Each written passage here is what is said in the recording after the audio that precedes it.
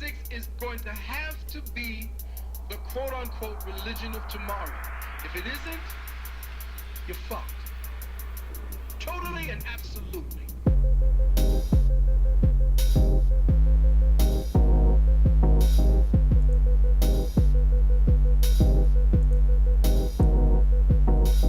Metaphysics, if it isn't, you're fucked. Absolutely. Totally and absolutely. Metaphysics, if it isn't, you're fucked.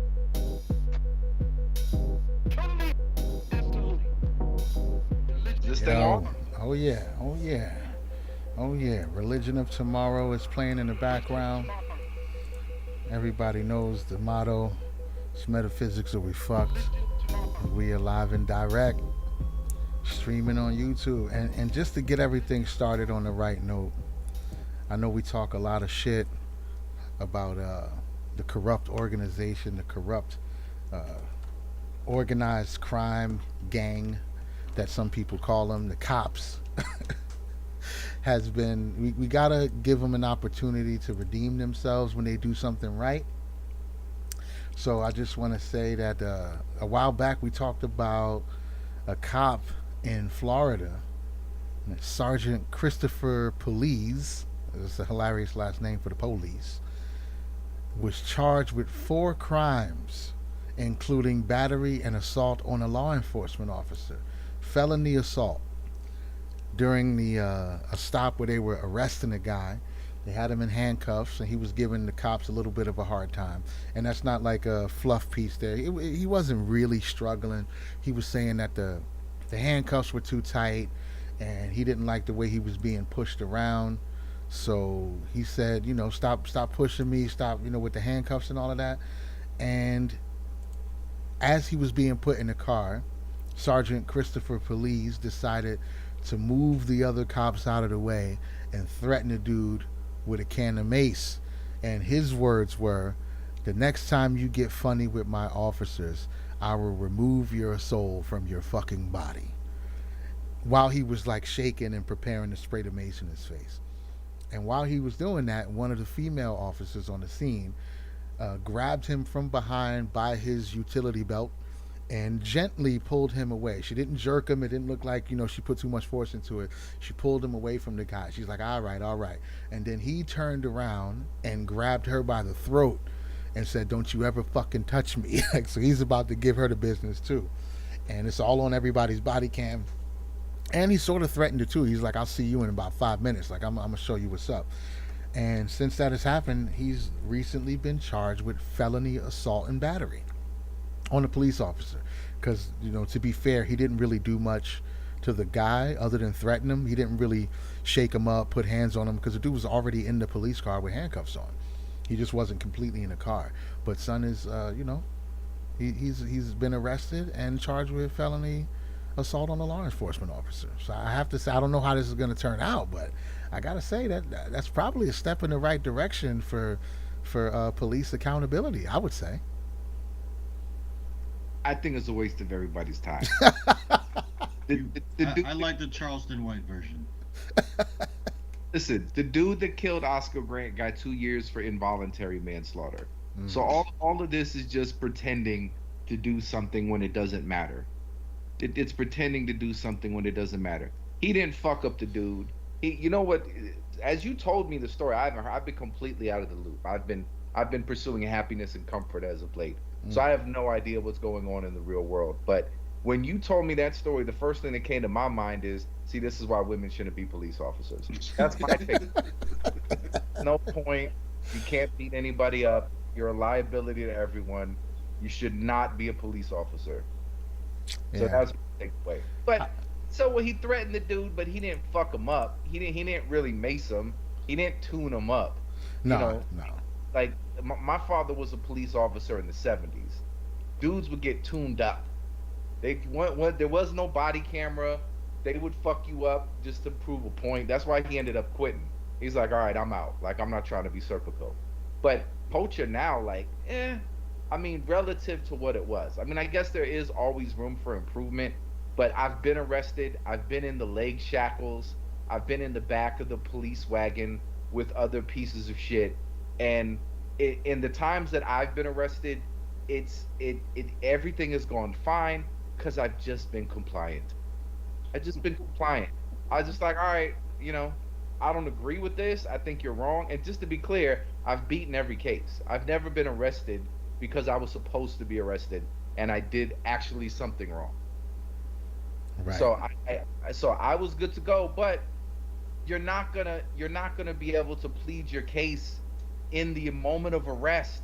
In the moment of arrest, this isn't Judge Dredd. They're gonna lock you up. That's their job. You piss them off, Right. they're gonna lock you up. Right, and sometimes they'll arrest you even though they know there's no charges to stick. But if you fuck with them enough, they'll be like, all right, I know they're gonna let you go, but I'm just gonna fuck up your night and arrest you and Yep. put you through the paperwork. You know. Right. Right. So my strategy has always been, you know what, this ain't my civil rights moment. This isn't the time for me to make my stand. This shit is not worth it. Like, I'm going to jail. There's nothing I can do about it, but I know I'm gonna beat the case because I didn't do anything wrong. So let me just let me just comply and go along with it. And it sucks. But the alternative is like, hey man, these fucking handcuffs are too tight. I don't like what you're doing. It's Talk a long conversation, and the longer it takes, the more right, charge they give you. right, because they're just like, you motherfucker. It's It's just just and it's it's a just like game. a The job. more stubborn you are, the more it's a game. Like it's just there's asshole cops, but at 90% of the rule is if you're compliant with them, you just have to go along with it. Well, Just it's like go the along bitch with at the DMV. She can press the button and make it all go away. it. Yeah, and But that's the if you first people I'm nice to. That's but the first but people I'm nice to. but as soon as she has decided that you've rubbed her the long way or the wrong, hey, well, so what's gonna happen? Yeah, you're gonna have to go down to the tax assessor. We're Yeah, gonna bro. need a Like WC my, 14 if I 311. if Yeah, I ever date a woman, bro, that's like part of like the skill I need you to have is to not piss off the DMV lady. Like that's a pet peeve for me. I'm like, what are you and, doing? Just and be nice. there's no recourse. You can't reason with them. And unlike the police, you never get your day in the court for the Yeah, man. DMV. There No, is no chain. There's nothing you could do. You can't win. There, no. you can't appeal. You can't go before the judge. Just whatever that fat bitch behind the counter decides, that's your fate. And they fuck up all the time. My sister-in-law hasn't been able to get her license for 7 years, and it has been fucked around for 2.5 years with the DMV. Was supposed to get her license back over 2.5 years ago, and they keep sending her in an endless loop of, oh, well, the judge was supposed to do this. The judge is like, oh yeah, the DMV has to do this, and nobody can be held accountable. Nobody will take ownership and fix it, and there's no recourse. And it's Bureaucracy like, bullshit. okay, fucked with me, so bitch, I'm just gonna drive. Cool. If we catch you driving, now everything is legit, and we take your license away for another 5 years. They're Yep. fucking assholes. Power tripping. It's the power trips. That's the thing, and that's what most people are afraid of, and also protesting against. Is that it shouldn't be at your discretion whether you fuck me over or not. And Agreed. those power trips exist. We've said this many times. They exist at every level, no matter what it is. It could be a McDonald's manager, the DMV lady, anybody who has the ability. Whenever they decide to, if they have any way to fuck your day up or to slow down your progress, they're gonna do it. They're gonna do it. Whether it's a slight that you did on purpose or a perceived slight, like or anything, they just be like, you know what, fuck you. I don't have to do your paperwork. No, we lost it. We lost it. You got to come back. You got to fax it to us. You faxed it to the wrong number. So they can fuck you over But being nice indefinitely. goes a long way. Being It nice goes a should. long way. It should. Being like you know what my favorite people in the world are Filipinos. They're my favorite because when you call T-Mobile, they either have a Caribbean connect or they have like the Philippines. If you get the Philippines, your phone will always turn on if you're late on your bill. Mm. Always. Well, they're Asians with they're the only Asians with asses. The Caribbeans? Oh, They're no, my stop. favorite. Nothing we could do. Nothing. Nothing. Like I have a horrible Caribbean voice. Yo, Yeah, that- yeah, they don't give a shit. I hang up the phone. I'm like, oh hello. I hear Andy like wagwan. I hang up the phone. Call back. So I hear a nice Filipino woman on the phone. Yeah, they don't give a shit. And the folklore, which I tend to believe is true, is if you go to a Jamaican restaurant and the customer service is good, the food will be terrible. Oh yeah, you need to go somewhere where they You gotta be the rudest bitch. shit, they break you down. Yeah. Best jerk chicken I've ever had. They're out of everything. No, All the yeah, things yeah. that they have. It's the If they best. have everything you ask for, it's gonna suck. If you go there and ask for oxtails and they say, "Yep, coming right up," just turn around and leave. Just turn Right, around and you leave. you need unreasonable wait times. Like you need to go in there Monday and order some roti, and they'll be like, "Okay, can you come back Wednesday?" Right. That's I, when. I go there and ask for a shot of rum. If you look at me and say I don't know what you're talking about, I leave. They said, "We not have that. We not have that." Fresh salt, brother. You're not the store for me, son. Nah, yeah. So they're known for fucking people over, bro. They'll tell you, you'll be like, "Hey, can I get a little bit more gravy on my rice and peas?" We not have that. And then a Jamaican will come in with the big, the big hat on with the dreads under it, and they'll give him a whole cup of gravy right in front of you. They don't give a shit, bro. They don't give a shit. They don't. Which give a I shit. will say, being nice does go a long way. If you Yeah. come in there with a pleasantful effort, it goes a long way. This is the thing though, I'm just a pragmatist about it, because you're like for anybody that I love, children, nephews, friends, family, whatever. If I love you, I'm gonna give you good advice, and just from a practical level, right? What are you more likely to change? Like the human condition? Like how do you mitigate humans abusing power? Yeah. Like as long as we have a civilization where there's some sort of hierarchy and structure, which is arguably good for the place that most human beings are right now, though those people, they have a very hard time not abusing that power. So what are you more likely to have control over or changing? The human condition, so people with power don't fucking have a propensity to abuse it, or just playing the humble and getting through the situation as unscathed as possible. And in my in my experience, being the terrified Jew has just it's paid off in spades. It will avoid you getting fucked up in so many scenarios, just because it's hard for people to keep that aggressive energy if you don't give any aggression back. That's Like true, if you don't yeah. give any resistance, eventually they're just like, I'm shadow boxing. Like Right. this is just starting. I'm gonna pull some ligaments. Like I'm throwing all this aggressive energy and I'm not getting anything back. But as soon as you like start giving that resistance, that just hypes them up, and it's just gonna be a bad outcome. So it's like, if I love you, I want you to get through that situation. I know the cop is a dick. I know they're abusing power, and right now that's just where human beings are at. And I don't know how to change that, and I don't know if we'll ever be able to mitigate or change that in our lifetime. So that's not the route I'd want you to go.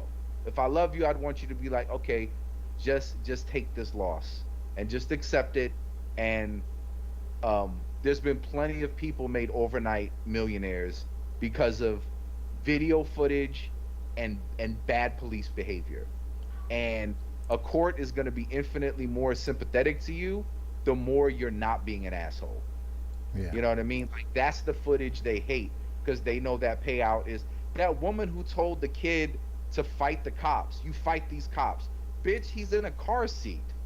How much fighting is he going to be able to do? And she got murdered after she shot first at the cops, and the family still got something crazy like 10 million or some shit, or 4 million, 2 million, I think it was. It was multiple millions. Maybe I'm confusing payouts. It was at least 2 million. It was a multi-million. It's always a million when it comes to the payouts. It's millions at this point. Yeah. Well, now it's getting higher and higher. So, I mean, those are the upsides. You could be humble. Somebody catches it on their iPhone, and you got a fat payday coming. You can resist and try to plead your case and make a point and tell them truthfully, honestly, and accurately, you're being a power abusive, fucking unreasonable asshole. You're being unjust, unfair, and petty. This is very bitch like behavior. And you would be correct on all counts. And that'll do nothing to give you a pleasant outcome, a wonderful evening.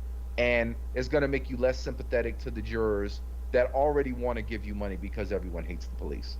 So, Yeah. Well, two things. One is that is a legitimate configuration in the simulation to be a terrified Jew. So that's like a yeah, real that's a real thing you can be in the simulation. Two, I think you're describing the best people out there when you say when you don't show any resistance, they'll just give up because they realize they're shadowboxing. A lot of people will see that as a sign of weakness and just turn up. They'll take this opportunity to try to get some free points off you. But I think it's less likely to happen when you're not giving any resistance back. I think you're right. Most times, if you just ignore that shit and just be like whatever, because that's my I tell my sons that all the time. That's my default. If I run into a problem out in the world, there's very few things that would make me just go from 0 to 100. Most times I'm just like, bro, look, you got it. I don't want no trouble because I understand about myself. Like I said, it's going to be like taking a trip to the fair. I'm not going to the fair to eat celery stalks. If I gotta get busy, it's gonna be deep fried honey buns and like we going all the way. So I don't want to have to go all the way. So I'd like to keep it chill. But I yeah, definitely it's get the it. knees to the chest before you come down on the skull. Yeah, yeah, It's the definitely, big top. Yeah, definitely. yeah. I'll stomp your ankle before I stomp your throat. And that's just to assure that you don't give chase after I decide to walk away. Because I don't want you coming after me later. So I'll just, I'll stomp your ankle so when you get up mad, you got to limp a little bit. And then you got a little bit of extra time to second guess whether you want to keep this going or not. But yeah, brutality I'll shoot the pays. gun in the air just to give a warning. No, that's actually, you get charged for that. If you got to pull a strap out, you got to kill somebody. There's no Yeah, warning yeah. shots. Yeah, you got to Especially in a kill. stand your ground state. That's just Yeah, it's that's better as to soon as kill. the gun's out, you gotta kill somebody. Yeah, because you can't give them a chance to tell their side of the story. Oh man, there's so much shootouts in Florida. It's ridiculous. It's, And The especially and the depending on the famous state you live in, it's like I think New Jersey has a thing where you have like a duty to retreat. So it's better to kill somebody in your home. Like you can't you don't want to fire a warning shot. You don't want like you have to kill them dead. You don't want them to testify. nah, You know what nah. I mean? Like you so you're gotta getting just be dragged in the house. Oh right. yeah, I have Dragged a in the I house. have a family member who allegedly, back in the early '80s, had an abusive husband, and supposedly this guy went out, got drunk. He was, doing some violent shit, and when he was about to come back in the house, this family member allegedly shot this motherfucker outside the house and then dragged him in the house, and completely got away with it. Allegedly. So, but I heard There you this go. story growing up as a kid. I heard it several times. It was usually at the cookout after a few drinks had circulated. But I heard this story several times growing up as a kid, and it was told in the context of don't fuck around and abuse women because this is the kind of shit that they'll do. Like I don't even know if a angry man would have had the wherewithal to drag the motherfucker back in the house. If you felt like you had to shoot somebody, he probably would have just shot him and be like, "Yeah, motherfucker, now what?" But the women are like, "Get him inside." They still got level heads. They're like, "No, we got to do But this the shit right." fact, the energy of hate that she had, because to drag a dead body, especially a man, Yeah, in the house, yeah, whew. yeah. She was thinking because she's like, I'm not going to get in trouble for shooting this goofy motherfucker." But I got some wild motherfuckers in my family. I got an uncle. Well, this like a great uncle, I guess it would be, named Skeeter. That's his real, that not his real name, but that's what I've known him as my whole life, Uncle Skeeter. And just to give you some context before the big story, he had come from North Carolina to visit us in New Jersey one time. Now, I wasn't home for this, but I came home shortly after, and I found out what had went on. So Uncle Skeeter was in the house, and he was in the bathroom, and he heard some noise in the house, and somebody had climbed in one of the windows, and Uncle Skeeter came out of the bathroom and beat this motherfucker half to death while he was naked, and ended up chasing the dude back out the window, jumped out the window and chased him down the block with no clothes on. So that's Skeeter. That's how he get down. Now later on, Skeeter loses the use of his legs, so he's in a wheelchair, and he was homeless at the time, so he was living at like at a shelter in his wheelchair. And he said, you know, the story goes that this guy had been talking shit, saying crazy shit to Skeeter off and on, and he was just tired of his shit. So there was a card game, and Skeeter went and got his gun and shot this motherfucker like 5 times in the card game, and then just put the gun down on the table and sat there. I guess, you know, he can't run, he's in a fucking wheelchair, and son is in jail right now basically doing life because he didn't want to listen to this dude talk shit to him. Just, I mean, that's completely unreasonable, and not like, you know, that's not advice by any means, but this is the type of people. This is my North Carolina lineage. Like, everybody in my family from North Carolina, so wow motherfuckers, bro. 100% You wow guys motherfuckers. breed a very strong-willed group of black people. Yeah, the southern Stubborn. folk. Stubborn. It's southern. Yeah, some wild shit going on with them family. Cause I got family in other places, and I don't never hear no crazy stories about them. But Are you from? I'm sorry to cut you off. Are you like the majority of your family had migrated from North Carolina? Yeah, so I was born in East Orange, so my whole life I was in New Jersey. My mom's side of the family was mostly up north, as far as I know, and a little bit in Virginia. But my father's side of the family, they're like all my grandmother, her sister, everybody's from North Carolina, South Carolina. Mostly Cool. Charlotte too, like a real small, condensed place where they're from. They're not really spread out, all in North Carolina. And it's some wild motherfuckers, bro. The stories that I've been hearing my whole life, it's just like this is a crime. This is a crime, and it's just part of your family lineage. Like, nah, son, that's how we roll. But yeah, it's some wild motherfuckers over there, bro. I don't blame them. I mean, you gotta do Yeah, what you gotta do. The Memphis underground music blew my mind with the things that they were talking about. I still listen to a lot of it to this day because it seemed like a wild place. Memphis. Who's that? Different mindset. Who's is that where no, is that UGK? Are they from Memphis? No, that would be like 3 6 Mafia. Oh, okay. Oh, okay. I got it now. Yeah. Yeah, three them some wild That boys too. old funk. Yeah, I don't fuck with 3 6 Mafia too tough. I've never heard anything by those guys that made me want to listen to the full song. You gotta listen I to like that. I like Billy Hutch sample that they flipped. Yeah, like there's a lot of old school, like even their beats were like pretty cool. It was like funky. Like you have to listen to like their old beginning stuff. After a while, they definitely commercialized. Yeah. They're a machine now at this point. So they It's just some make tough money. shit, man. You can't blame them. A lot of these places, like even me being from East Orange and Newark and that whole little area right there, I've seen a bunch of wild shit growing up, and it's like you just New got to do what Jersey's you got to always like do. an interesting city for me too, because I meet a lot of people from New Jersey, and it's just listening to their stories. Like it's a rough upbringing, like an old Oh school yeah. era type of place that I always like. Whenever I meet people, it's like a mini New York, but it's a whole different world. And always, this is something that we've understood since we were like young teenagers, is that the reason that Newark and New Jersey, these surrounding areas, East Orange, Irvington, all of those places are so bad, is because one of the reasons is because they have such a big neighboring place like New York, and New York gets all the shine. So you got all these people in these little places in New Jersey that's like, nah, fuck that. We rowdy too, son. Like, so they want to try to keep up with the shit that goes on in New York. They want their own reputations and shit. So, yeah, it gets crazy. I think when I was growing, I don't know about now, but I don't even know if stolen cars is actually a big thing now. But that was everybody's claim to fame.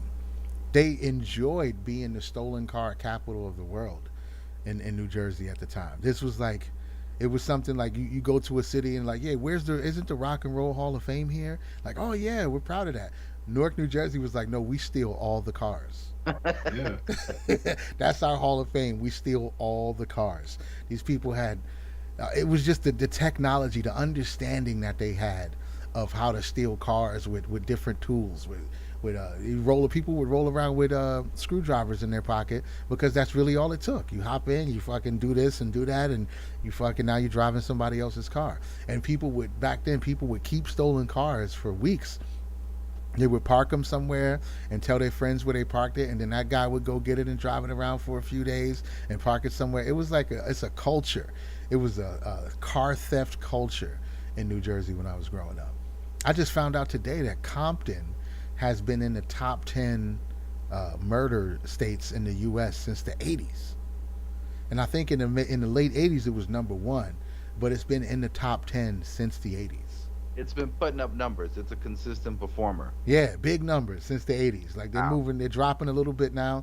And I don't know if this article I saw was racist or not, but they said that now it's mostly Hispanic, and they're knocking down a lot of the old architect. You know, there was places where a lot of shit used to go down at skating rinks and shit like that, and they're knocking it down. They're building gated communities in Compton, and now the murder rate's going down. It's like, oh, so they kicked out the Negroes, and it's just the Hispanics now, and now everybody's just chilling. There's no, the murders are going down drastically. It's like, I don't know if they're trying to say something with this or not, but it just seems like a really interesting little bit of information there. That's wild. Just the demographic changes that by not by much either. It's not like it's fully gentrified, or I don't think it's to the point yet where they're selling artisanal mayonnaise shots or nothing like that. But for some reason, you change the demographic a little bit and the murder rate's going down. Like, what's up But with that's that? only because if it's a group of people coming in who's already involved in crime, they have different laws and rules. Before, everybody was drugged out in the 80s. The majority of it, especially when it comes to crack. Yeah. So niggas were always gonna do wild shit. What's it's the gang activity, man. I mean, it's Yeah. simple as that. Like, it's just it's people killing each other over dumb shit. Do And the it's not Hispanics just have less gangs, or I mean, because I know They they have stricter laws. Hispanics put They up got stricter Hispanics laws. are putting up numbers too. It's Yeah, just they yeah. put up numbers, silly numbers, but like they have stricter laws. Like they're killing like people you don't even like think to look for. You know what I'm saying? But like the same time, when they go kill somebody, there's not gonna be there was a 9-year-old next to them. Well, shit, if you look at some of these, I mean, there's been horrific stories of like children being killed and places being like basically bombed and shit. Like Yeah. a lot of the there's not I don't say a lot of, but there's pockets of the Mexican community that have basically been gentrifying black communities with violence. Like, all right, you guys got to go. Like, there's some really bad conflict, or and it's been bad for a while over there. You know, Especially it's it, more, but that's more of a west. Do you think that's more of a no, it's California thing? completely West Coast thing. Yeah, Yeah. it's Because different. even in the prison Black, system, it's yeah. separated. There's white, black, Mexican. There's no gangs. Everywhere else, there's gangs, but like on the West Coast, it's race all the way. 100%. And it's different because the dynamic between black people and Hispanic people in California is way different in New York. Like Puerto Ricans and black people get along for the most part. It's almost like one and the same. There'll be different neighborhoods and shit, but there's kind of like a commonality a little bit in Their dads and moms date each other. right, but it is not like that in California between Mexicans and black people. There is very little love there. Yeah, I think in New York the Spanish people are by far, they seem to be the most violent in New York. Black, of course, black folks is violent, too, and especially in poor places and stuff like that.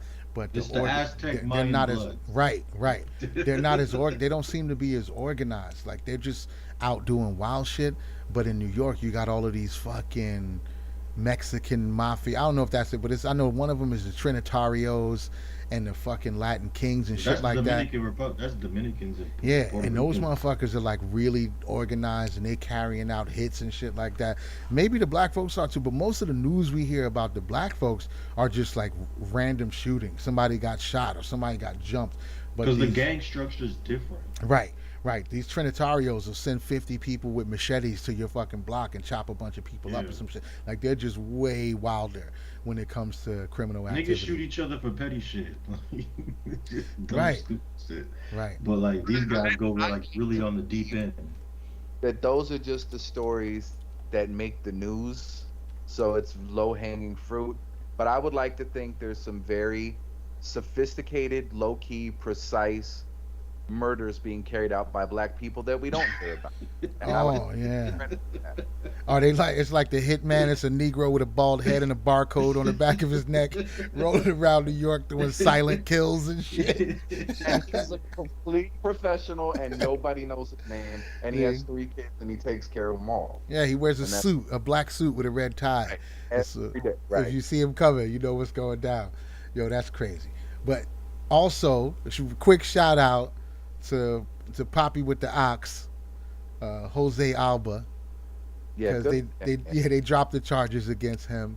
61-year-old man who was confronted by what was it like a 30-year-old dude or something like that over what supposedly was what it sounds like is the girlfriend was trying to buy some snacks and shit and her No, EBT. Doritos, Cool Yeah, Ranch Doritos. that's what it That's it. was. Yeah, some potato chips, and her EBT card wasn't working.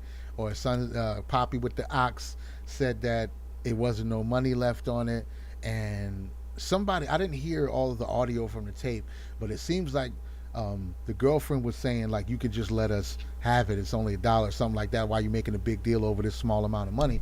And he was like, Nah, son, ain't no money on your card. I ain't giving you shit. So then she goes outside, tells her boyfriend.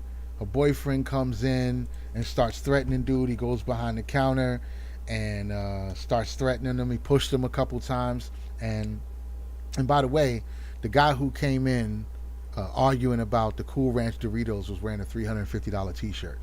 I'm not saying that matters, but I'm just saying he was wearing a $350 T-shirt, or what appeared to be. It could have been a knockoff. No, in New York, he might have got Wouldn't that be shit. New York if all that didn't. I wouldn't picture none of this without that. Right, right. I mean, it could have been from Canal Street. Let's keep it real. But Yeah. it appeared to be a $350 T-shirt, arguing over a bag of Cool Ranch Doritos, and he decided to go behind the counter and start roughing son up. So Poppy pulled out the Ox and jigged him a couple times, and that's what you get. I'm all for I blame the woman in protecting. that story. Oh, of course, I always blame the woman in stories like this, It's your fault for not having $1 in the EBT card.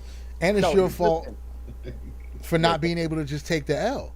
Just take the L and leave. Like, why would you go get some? You know how many people are in the graveyard because she couldn't take the L and she decided to call somebody or go get somebody. We need to make that type of video. The same thing that the depressing video of those porn stars. We need to make that video. Every man that's died because the Oh girl my made it gosh. to an extreme. Dude, that's a 4-hour epic. Yeah, yeah. That's keeping it. That's generous. A 4 hour that would take a long time. That's if you're cutting. That's like if you're cutting like every 3 seconds to the next one. Right. You got to pause it to read the story. It's like that's how quick the edits are.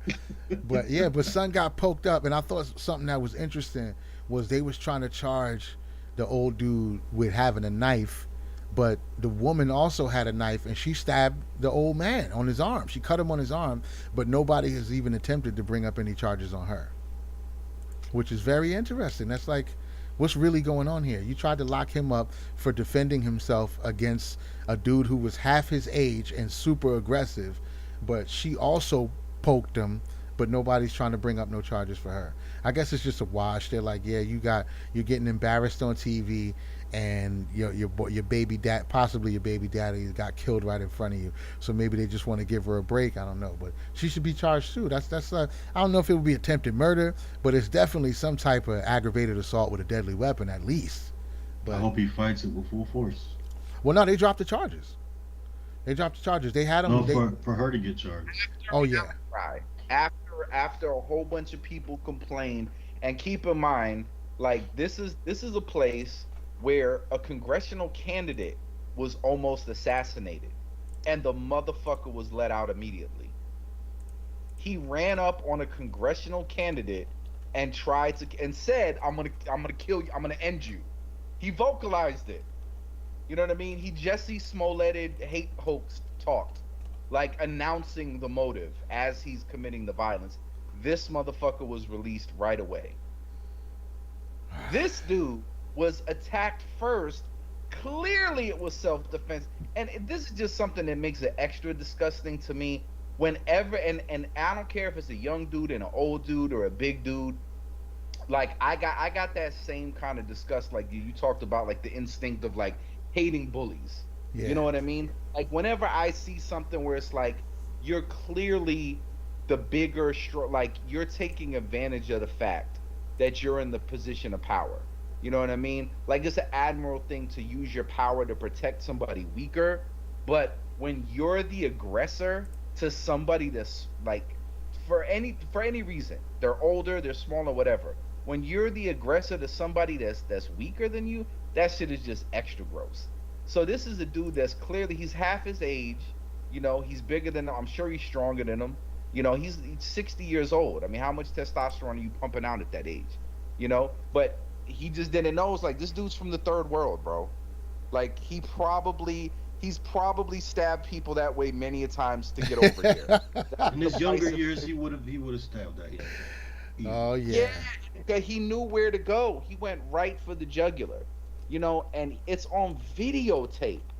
It's on videotape that he was trapped. The dude sat him down. He's clearly defending himself, and they're like, "Nah, we're charging you with murder."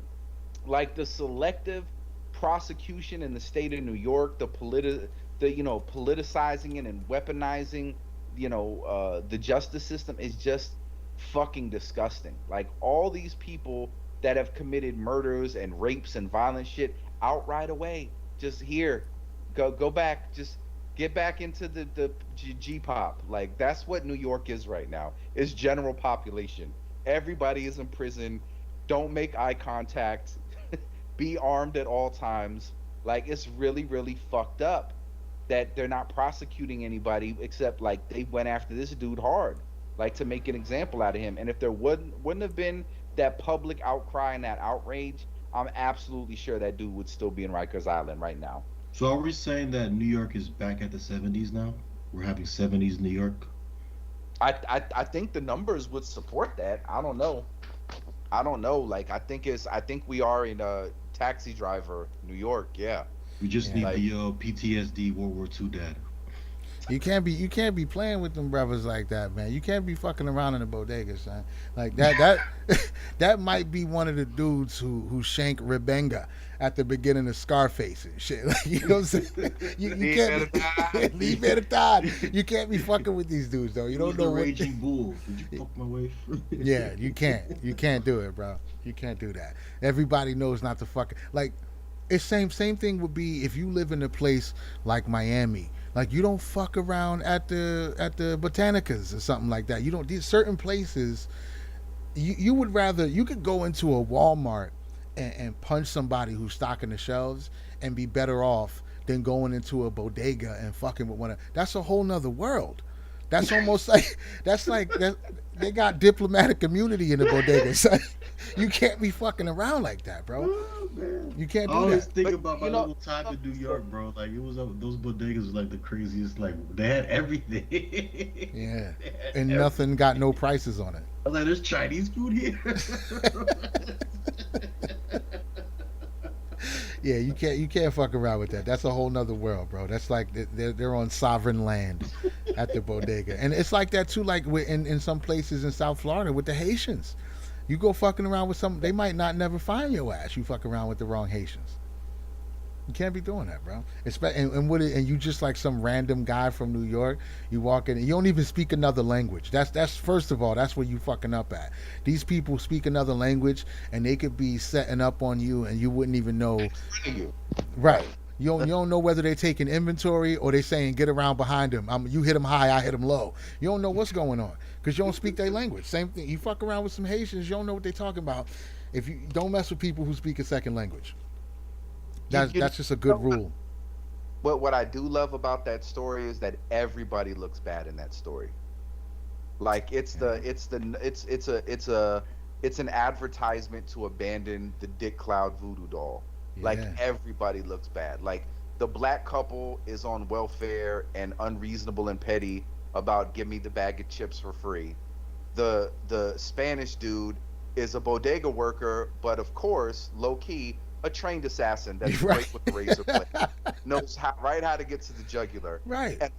And the white power structure can't do anything relatively close to justice. No, it's a Dude wash. defended himself. Let's put him in Rikers right now. Yeah. Like no bail, just fucking get him there. Let's before the trial, just get him in Rikers right now. Oh, the dude that tried to assassinate the congressional cut, let him out. He's fine. So By the it's way, free great Steven racial Seagal script. stereotype looks terrible. What? What? Trying to survive in a bodega in 2022 New York? 61-year-old bodega man, Steven Seagal. All right. Yeah, Perfect script, yeah. yo. We can get Steven Seagal to play that dude, and that's how it begins. This We version, have all types of criminals just coming in the store. Yeah, yeah, the whole movie is different criminals keep coming in the same bodega and getting themselves killed. And Steven you really not Seagal. gonna let me have these chips? Yeah. Yo, that's I feel like Steven Seagal would take that role, bro. Absolutely It's a would. great role. What are Bro, talking you about?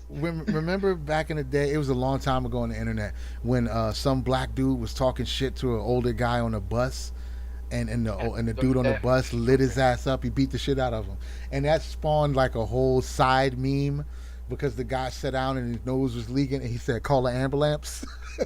Call the ambulance. Not ambulance, the amber lamps. That's what he said. Call, and then what's my man's name from that? You know, the big Spanish dude that's been a murderer in all the movies. What's his name? He was in Dust Till Dawn. Danny Trejo played in a movie. He played that character in a movie.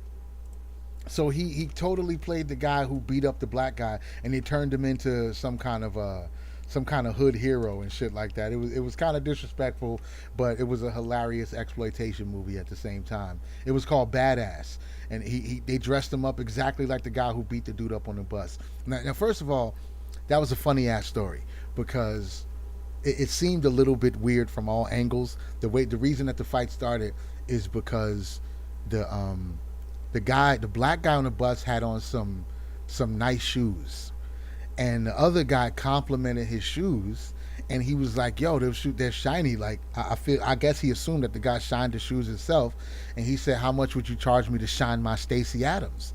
Like I guess that's an expensive pair of shoes. He's like, "How much you charge me to shine his shoes?" And then the black guy goes, "What the fuck you mean shine your shoes?" And then it becomes like this race thing, and he talked a little bit too much shit, and the guy got up and lumped his ass up, and Danny Trejo was like, "I'm in." I don't know who made the movie, but I feel like those people would make this movie too. Papi with the ox, gotta make a movie about him, and Steven Seagal should play the bodega worker. And maybe it could be a TV show where every episode somebody comes in and talks shit and ends up getting stabbed the same way, beat the shit out of him, stab him. And then they wrap it up like a sitcom with the life lesson. Right. Like at the end of it, like, what did we learn today, boys and girls, type thing. Yeah, don't fuck make it around in the extra preachy bodega. at the end. Don't be fucking around in the bodega. That's I mean, and he would totally do a terrible Spanish accent. 100% Steven Seagal. He's that unaware that he and tone deaf that he would totally do a bad Spanish accent. I love it. That needs to happen. And he can sit down the whole movie. The whole time behind the counter. This is the role he was made for. Oh my This is god. great, dude. With that black hair dye, we get him some. This is golden, dude. Holy It's shit. gonna be done in Russia, but I'm down to go. I'm down to go. Yeah, just call that shit Bodega, season 1. Bodega starring. Oh, that's beautiful. We need to just email it to him. Just email Steven Seagal with this idea. He'll take care of the rest. He'll get it done. Because you know this motherfucker's made like 11 movies this year, right? Like Steven Seagal's not stopping. He made more movies in the last 2 years than he have his whole career. He don't Dude, give a single shit. you could shoot the whole show in the bodega. Yeah, yeah. Like Yeah. they're in the back doing stock. He's talking to the coworker. His wife or his girlfriend comes and they have a fight while he's on his shift. It never has to take place anywhere there. And within the 30-minute episode, you have like 2 encounters. And what would be great is you kind of do the Mighty Morphin Power Rangers thing, like where it's a predictable climatic event, and the special guest star, like we're bringing in big games, big names. Like Danny Trejo can be the supervillain in the first episode, and you get what's his name, the dude that played Spawn, Michael Jai Michael J. White. White. Yep, he's one of the dudes in one of the episodes. Like get Brock Lesnar. You know, he's coming to the bodega for some reason. Like just these epic, ridiculous events that lead up to bodega violence. Jason And this dude, Statham. like, yes, he's just some British gangster with a cigar. Just Like, a hey, dude man, that's just coming to New York in a bodega. Yeah, he just came right, there to get a fucking Arizona iced tea, and then an argument starts, and Steven Seagal has to kill him. right, or he goes there for cover because he gets in a shootout. Oh Oh, And while yeah, he's there, oh. he's shooting out with some other London gangsters and shit. So he's hiding out in there, and And the banter would be great for those two. yeah. It's like hey, you have to meet up, Papi. You have to pay for that, and it's like, oh, what are you talking about there, mate? Yeah, and then it just escalates from there. Yeah, I don't pay for nothing. I don't pay for nothing. Who do you think you're talking to? You know who I am? And then you show like a flashback of Steven Seagal in Cuba or some shit like that. Come on, you can let me slow it, Roy. Come on, bloke. Yeah. It's like, Yo, I'm afraid I can't do that, Papi. why is that so good? Why? And It's Steven Seagal he was born for this role. He was born for this because Steven Seagal, for some reason, he decided that he's ethnic and he can play any race. So he don't oh have to be shit. a white dude. He can play any race, any ethnicity. Yeah, he's right in the Still with the middle. slick black hair. No Yeah. matter what ethnicity, they'll just Dude, slick back. you could have fighting scenes where he literally never leaves that plastic They just outside jump over the shit. counter and he just does like a counter No, with his hands. doesn't Like he doesn't even even have doesn't to even move. get up. He grabs their hand as they reach for the chain, Oh hits yeah. it, yanks them forward into the fucking bulletproof glass, and whoops their ass getting up. He's remained seated in the lawn chair furniture the whole fight. Bro, Like he's there's a got the couple to he's get up. he's got the bodega booby trapped. So as they he could just be hitting buttons from behind the counter and shit starts happening outside the store. Shelves clamping on people's hands and bear traps under the It's done. shelves and It's shit. written. Oh, It's made. shit. This is the Dude, movie for him. dude, you know how This is bodegas have food that's like it's been there since the 70s. Yeah. Like shit that's nobody gonna buy. So he's got blades stored everywhere, like in the toilet bowl tank, like in a package of celery because nobody's gonna buy celery. Right. So right underneath there's a switchblade. Like so no matter where he's at, like he doesn't have to move. He can even just sit down in the middle of the aisle. There's a blade somewhere within reach that he's hidden all throughout the bodega. Like Yeah. he's just prepared. He's completely prepared. His booby trapped. There's blades everywhere. He doesn't have to move much for all of the fights. It's Dude, this advertisement is gold. All the okay, triggers. the product placement. Yeah. The All the product triggers. placement. All the trap triggers are in the fucking cash register. So you just show close ups of his hands hitting different numbers on the cash register and his blades flying around. Oh, We have oh, gold here. shit. We could make this into a vampire movie if we wanted to. That'll be the end of season 1. A vampire comes in the bodega. Oh, dude! Now we're into cross promotion. Gay Hitler vampire Oh, shows my up as the God. supervillain at the season 1 finale. God, I love it. Oh, This is dude. for real good. I'd watch it. Unironically, I'd watch it. Yes. Unironically, I'd watch Bodega episode 4. Steven Seagal meets a British killer. Dude, and the corny like kung fu quick zoom close up of his finger pushing the button. Yeah. Like red and it says number 12. So it's just a quick cut and a super quick zoom. You see his finger pressing the button, and then the log falls out of the ceiling fan attached to a rope. A whole log. Splatters the back, right? And just splat like it's Indiana Jones Temple of Doom type traps. Oh. Like a boulder can come out of the wall, like crazy shit. Arrows, Yeah. like it's just ridiculous. And nobody ever leaves the bodega. And it's like, we got like two cop partners that think he's killing people in there, but they can never find no evidence. It's like a black lesbian cop and her white dude partner who's gay.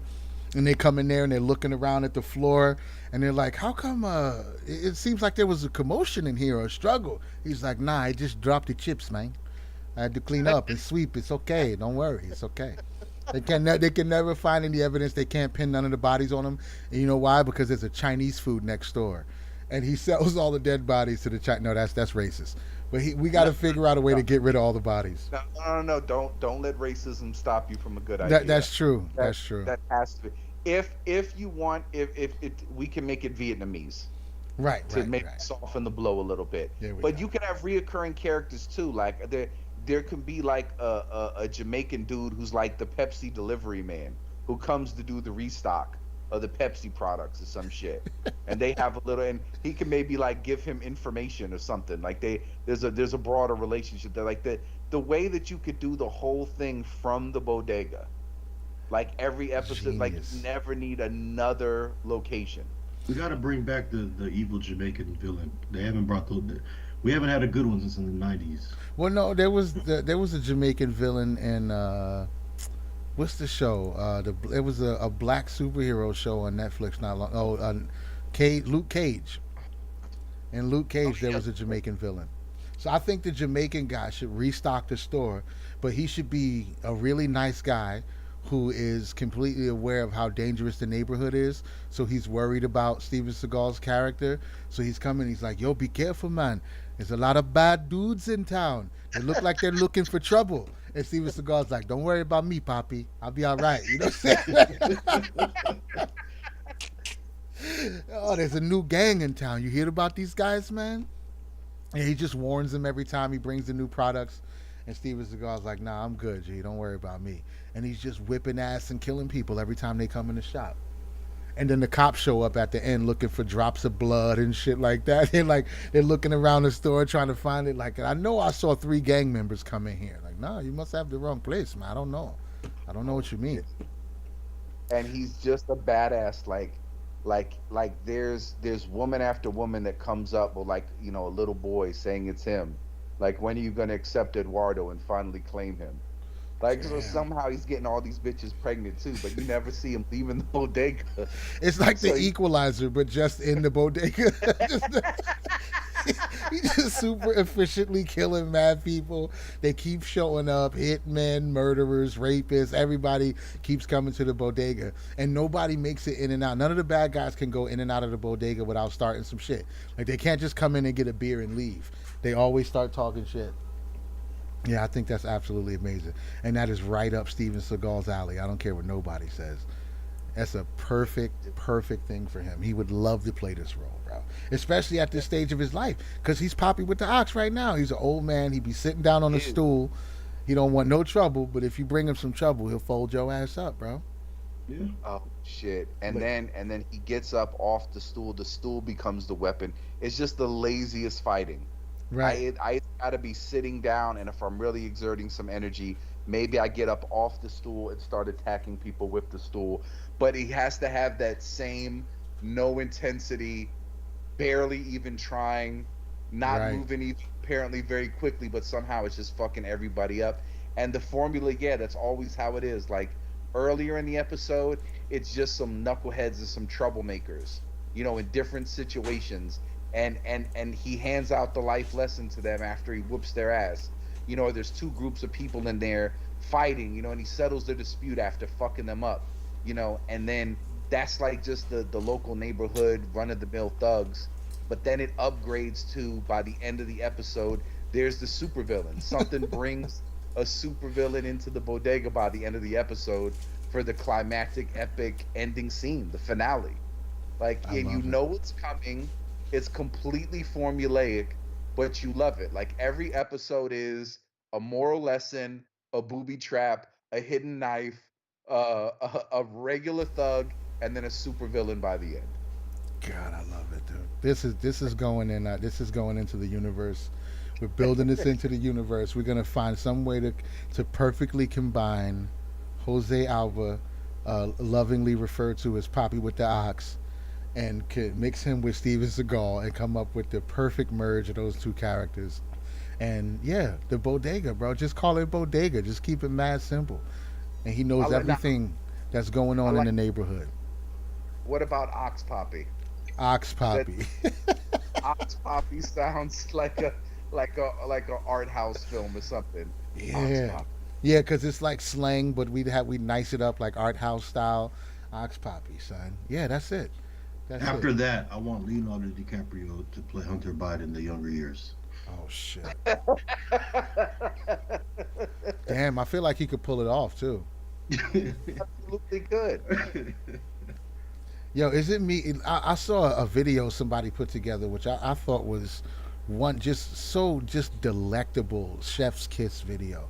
Somebody mixed old Joe Biden footage of him talking about the punishments for crack cocaine, and Oh yeah. it was side by side with the Oh footage yeah, of yeah, yeah. Hunter Biden breaking down all his coke and crack and sniffing and doing all this shit in the mirror and weighing it out. I feel like he's trying to sink his father's ship. It's just not working.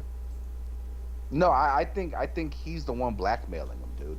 It's possible because he ain't trying to hide it at all. I feel like even if you do have, if you got a politician, not just a politician. I mean, let's keep it real. This is the president now, but this was going on even before that. But when you have somebody who has that much to lose from your bad behavior and you're recording it all and being, I mean, he took he knew what was on that laptop and he just took it somewhere and left it. It's like he was just waiting for nature to take its course. I feel like he's Dude. trying to sink the ship, but he didn't. I don't know if he counted on how much people were willing to protect Joe Biden and separate him from the. I don't even know how this shit happened. Honestly, I was surprised when Donald Trump didn't go down after saying grab him by the pussy. But after seeing this, it's like, yo, you Yes. could just do whatever you want. But that's what I learned about the president. Like, with especially with Trump, like as soon as they become the president, they have this goal to like not tarnish it, not tarnish the identity of that person. So everything gets cleaned up. That's crazy. Sooner or later, they're just gonna have to get rid of him. They're gonna be like, oh, fucking Hunter Biden had a skiing accident or some shit Nah, like look, that. this is what it is, No, man. he's not running again, bro. He's just gonna Joe, disappear in the void, Joe bro. Biden is a child molester. He molested his kids. Allegedly. His daughter talks about it in the diary. If the diary wasn't real, the FBI wouldn't have raided Project Veritas to get it. What this dude is doing is, look, I'm gonna tell them that you don't just like sniffing and fucking kids allegedly, random kids. You did it with your own kids allegedly. And if you don't keep paying for all of this crack and hookers, and you don't keep meeting with these business associates I'm meeting from all over the globe, so that I can keep getting these paydays, everybody's gonna know about you, dude. So you need to keep doing this. There is no other plausible explanation for why the FBI behaved in that way. Keep in mind of all the shit that the FBI hasn't even looked into. There's a fucking former judge in Wisconsin saying, "Hey, this whole bunch of illegal shit happened. It was organized. It was massive fraud that swung the election.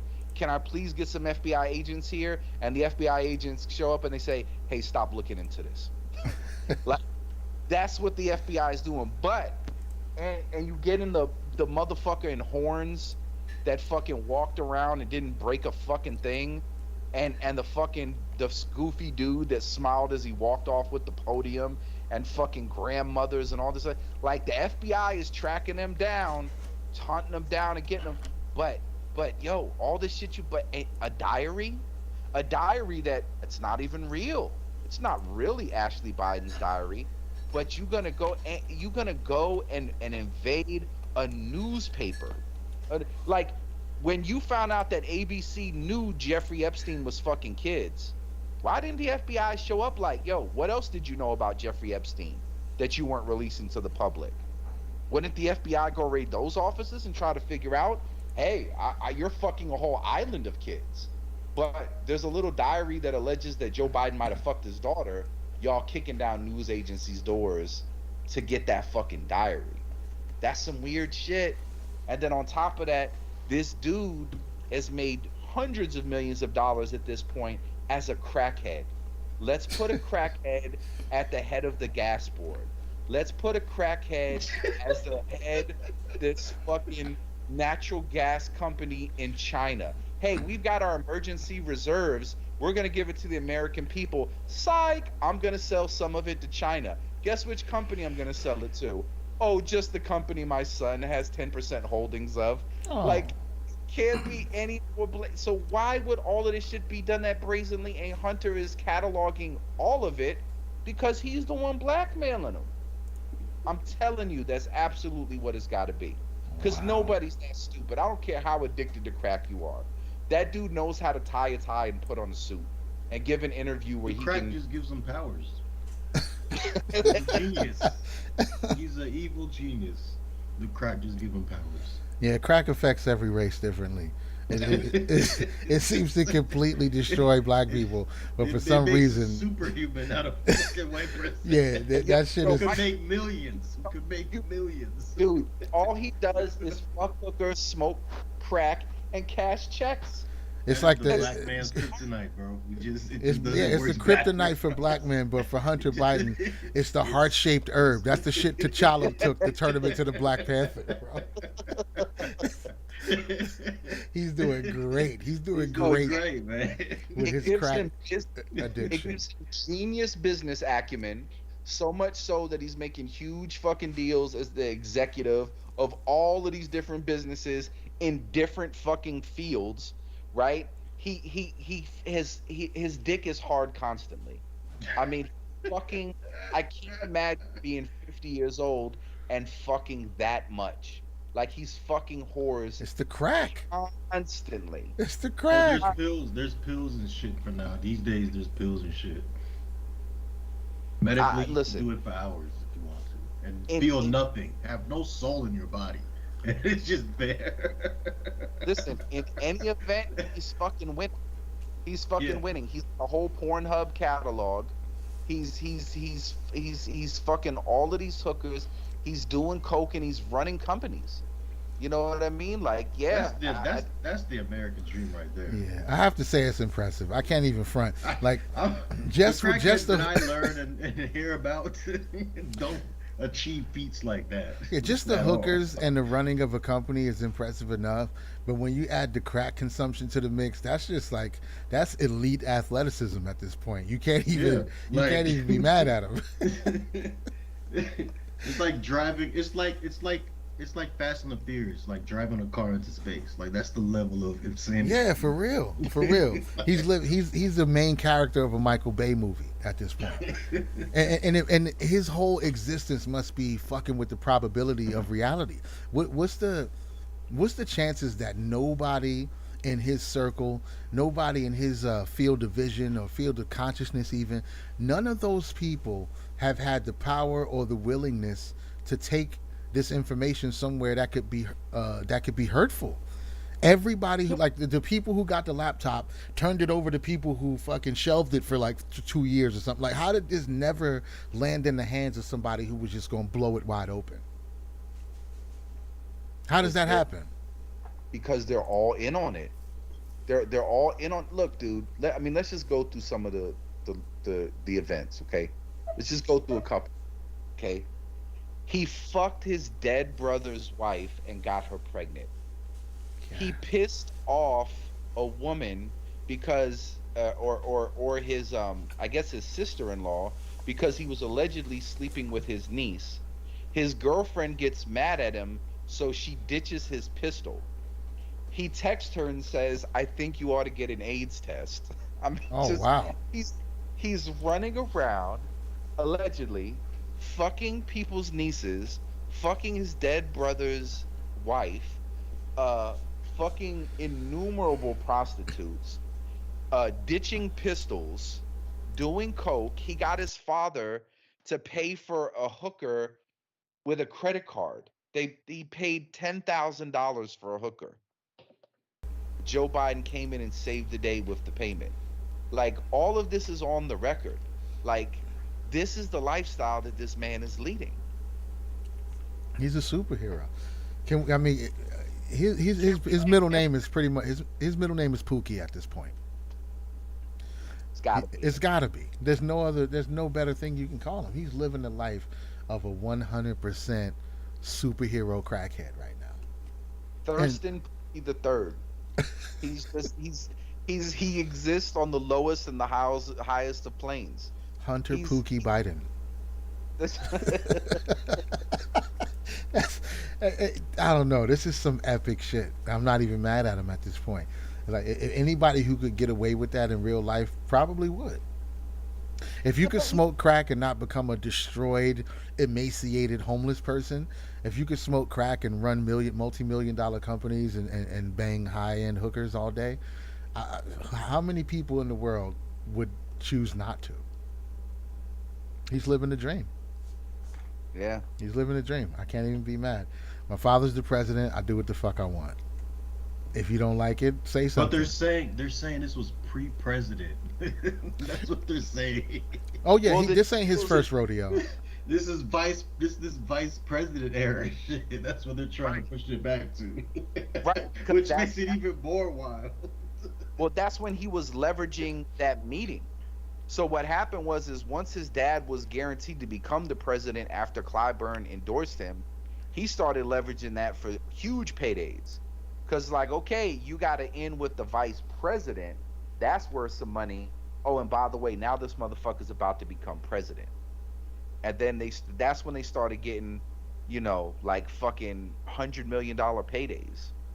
Like I think there might have even been like $1 billion from some Chinese company. Like it's ridiculous amounts of money that this dude has been given access to. I mean, I think he got paid like 80 grand a month to sit on a board for a gas company in Ukraine, which he never went to Ukraine. Like he didn't have to go out there. He didn't go to any meetings. It was just in name only. Like we'll say that you're on the board. To prove that you're on the board, we're gonna cut you a check for $80,000 every month. Nice. And that's one That's deal, the best job ever. right? Gosh, dude. And all you gotta do is smoke crack and eat Viagra all day, and you're I mean, qualified. it's the lowest and highest planes of existence. Like if you imagine somebody that's worth hundreds of millions of dollars, like they're not gonna use a fucking regular digi to fucking measure their crack. It's just like you would think it'd be one of those old school balances, and there's like an exotic toucan or some shit on the other side. Like I know, like if it levels out with the toucan, I know you gave me a full 21 grams. Like that's how I know. A Like it would be gold-plated something triple else. beam with Right. with a endangered bird as the counterweight. Yes, and he's measuring it like in a marble room with like a indoor pool with Corinthian columns. No, No, this dude is in some broke hooker's fucking studio apartment. There's shit all over the floor. Like this is a dude worth hundreds of millions of dollars who's on this super prestigious level, and he's fucking dirty hookers in dirty ass apartments with digital scales and fucking sex toys and clothes frivolously thrown all over the floor. a digital Like, scale he got from the gas station. right, it's gas. It's not even like a high end one. You know what I mean? Like it's them $20 joints you buy at the fucking gas station, and that's and even though he's worth hundreds of millions of dollars, he's hanging out in these filthy crack spots. Like, you know what I mean? Like it's like Maybe he only uses it once. That's like his nuance. Like I gotta keep up something. that he's Yeah, rich. every time he weighs some crack on it, he throws it away. He buys a new one next time. Filter. It's single use. I'm done with it now. That's amazing. This guy's a yeah. There's not many people in the world who wouldn't trade places with him right now and keep up all the same habits. They wouldn't be like, well, I want the bank account, but I don't want to do the crack. They'd be like, no, I'll just switch places with him right now and keep up the exact same activities. Look, I know we have to say allegedly, but if you don't think Joe Biden is fucking kids, watch that 10-minute fucking epic montage of him kid snuffing and kid touching. Just sniffing kids. There's one in particular with this little girl in a red dress, and her hand is on her undeveloped titty. Like the whole time. All the kids are trying to push him away. Like they innately kind of sense that this dude is a creep. You know what I mean? Like it's you just can't. And everybody's like, oh well, he lost his kids. No, no, no. He didn't lose all his kids. He still had kids. There were some kids that survived. It's not like, hey man, you know how many people lost their kids in tragic accidents that weren't like, shit, I lost my kid. I guess I'm gonna have to sniff other people's kids now until the end of time. Like the excuses people give that this is some fucking positive response. Like I don't know anybody I do not. I literally, I'm going through the Rolodex in my head. I can't think of anybody I know with kids who, if you ever approach their kid that way, like even if you knew them, it would creep them out and they would say something to you, if not put hands on you. There's no way. There's no way. Like, I mean, some of them, they're just like, they look horrified. They're fighting to get away from him. Like, just Yeah. watch. If you think, I know we have to say allegedly, but if you have any doubts, get the transcripts of Ashley Biden's diary, the part talking about how she was sexual from a young age because her dad did inappropriate stuff to her, and she's reflecting on it, saying, maybe as an 11-year-old girl, I shouldn't be showering with my father. I think this was inappropriate. Like, go read, go back to those transcripts and then just look at the sniff tapes. Just Joe look at Biden The is a sniff nightmare. tapes. The sniff tapes, though, that's what they call just look at the sniff tapes. the I'm serious. presidential sniff tapes. I guess the one good thing right now is that he's not much of a predator anymore. Like, he can't catch nobody. I don't even think he could hold a child in place for too long. He seems to be pretty incapacitated, so hopefully he's less of a threat now. I don't Right. No, know. he's harmless. He should. I hope so. I absolutely hope so. But you never know. You never know the way these people do. They might just be delivering him people who are tied up and ready to be drained of their adrenochrome. I don't know. I don't know if he's well. He don't seem like he's drinking adrenochrome. Not with what they say the side effects of that are. He seems to be. I don't know if they told Joe about adrenochrome. He might not even know about it. But my understanding is it's a cocktail of a few things like blood transfusions, Adderall, and supposedly, like, when you have dementia and you're gone, there's drug cocktails they can give you that will get you there. It'll make you present for a little while, and then you drift back into complete incoherence.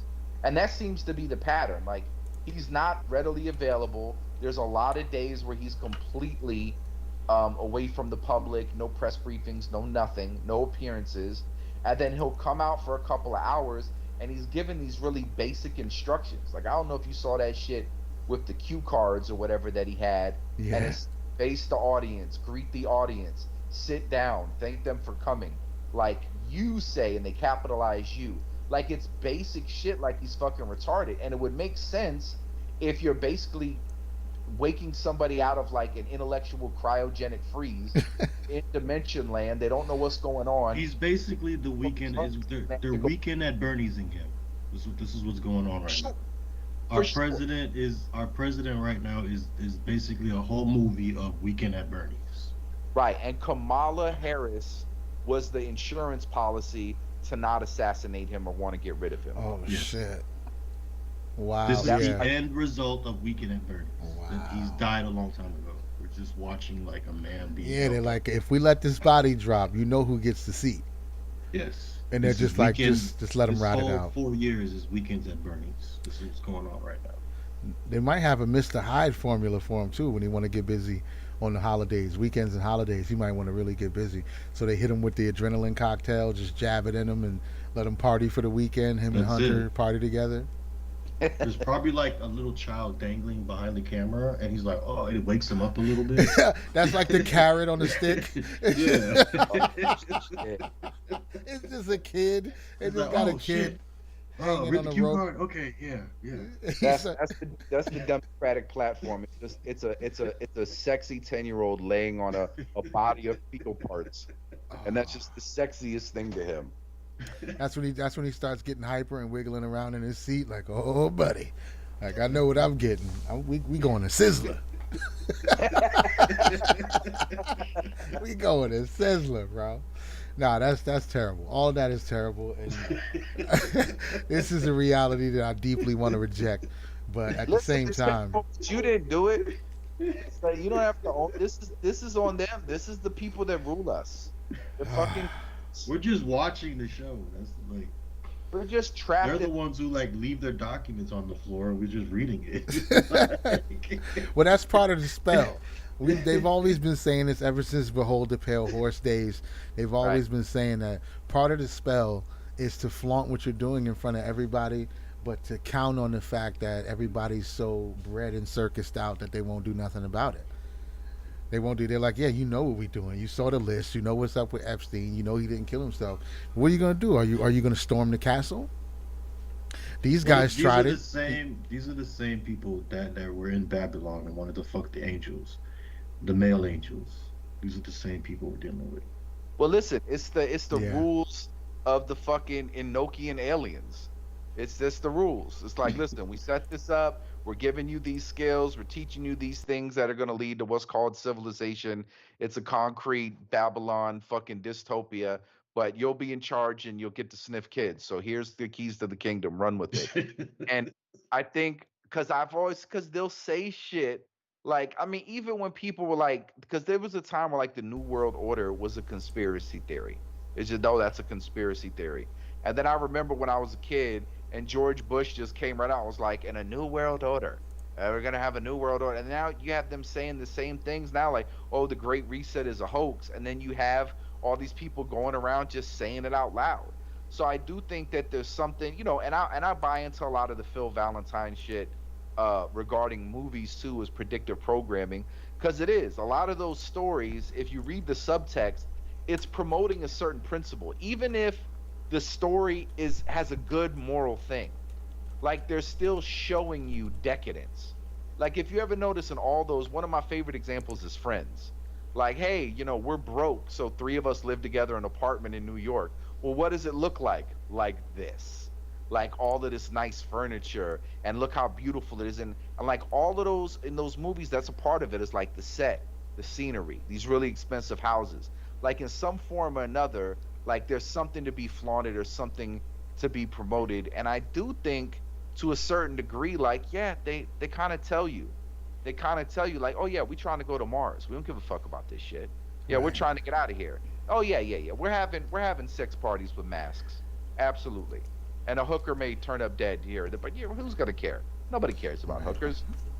I think their best insurance policy is that maybe they just understand on a deeper level what the human condition and the human spirit and just all what they know what that shit's about, and they've just embraced it, and that's why they've become so successful.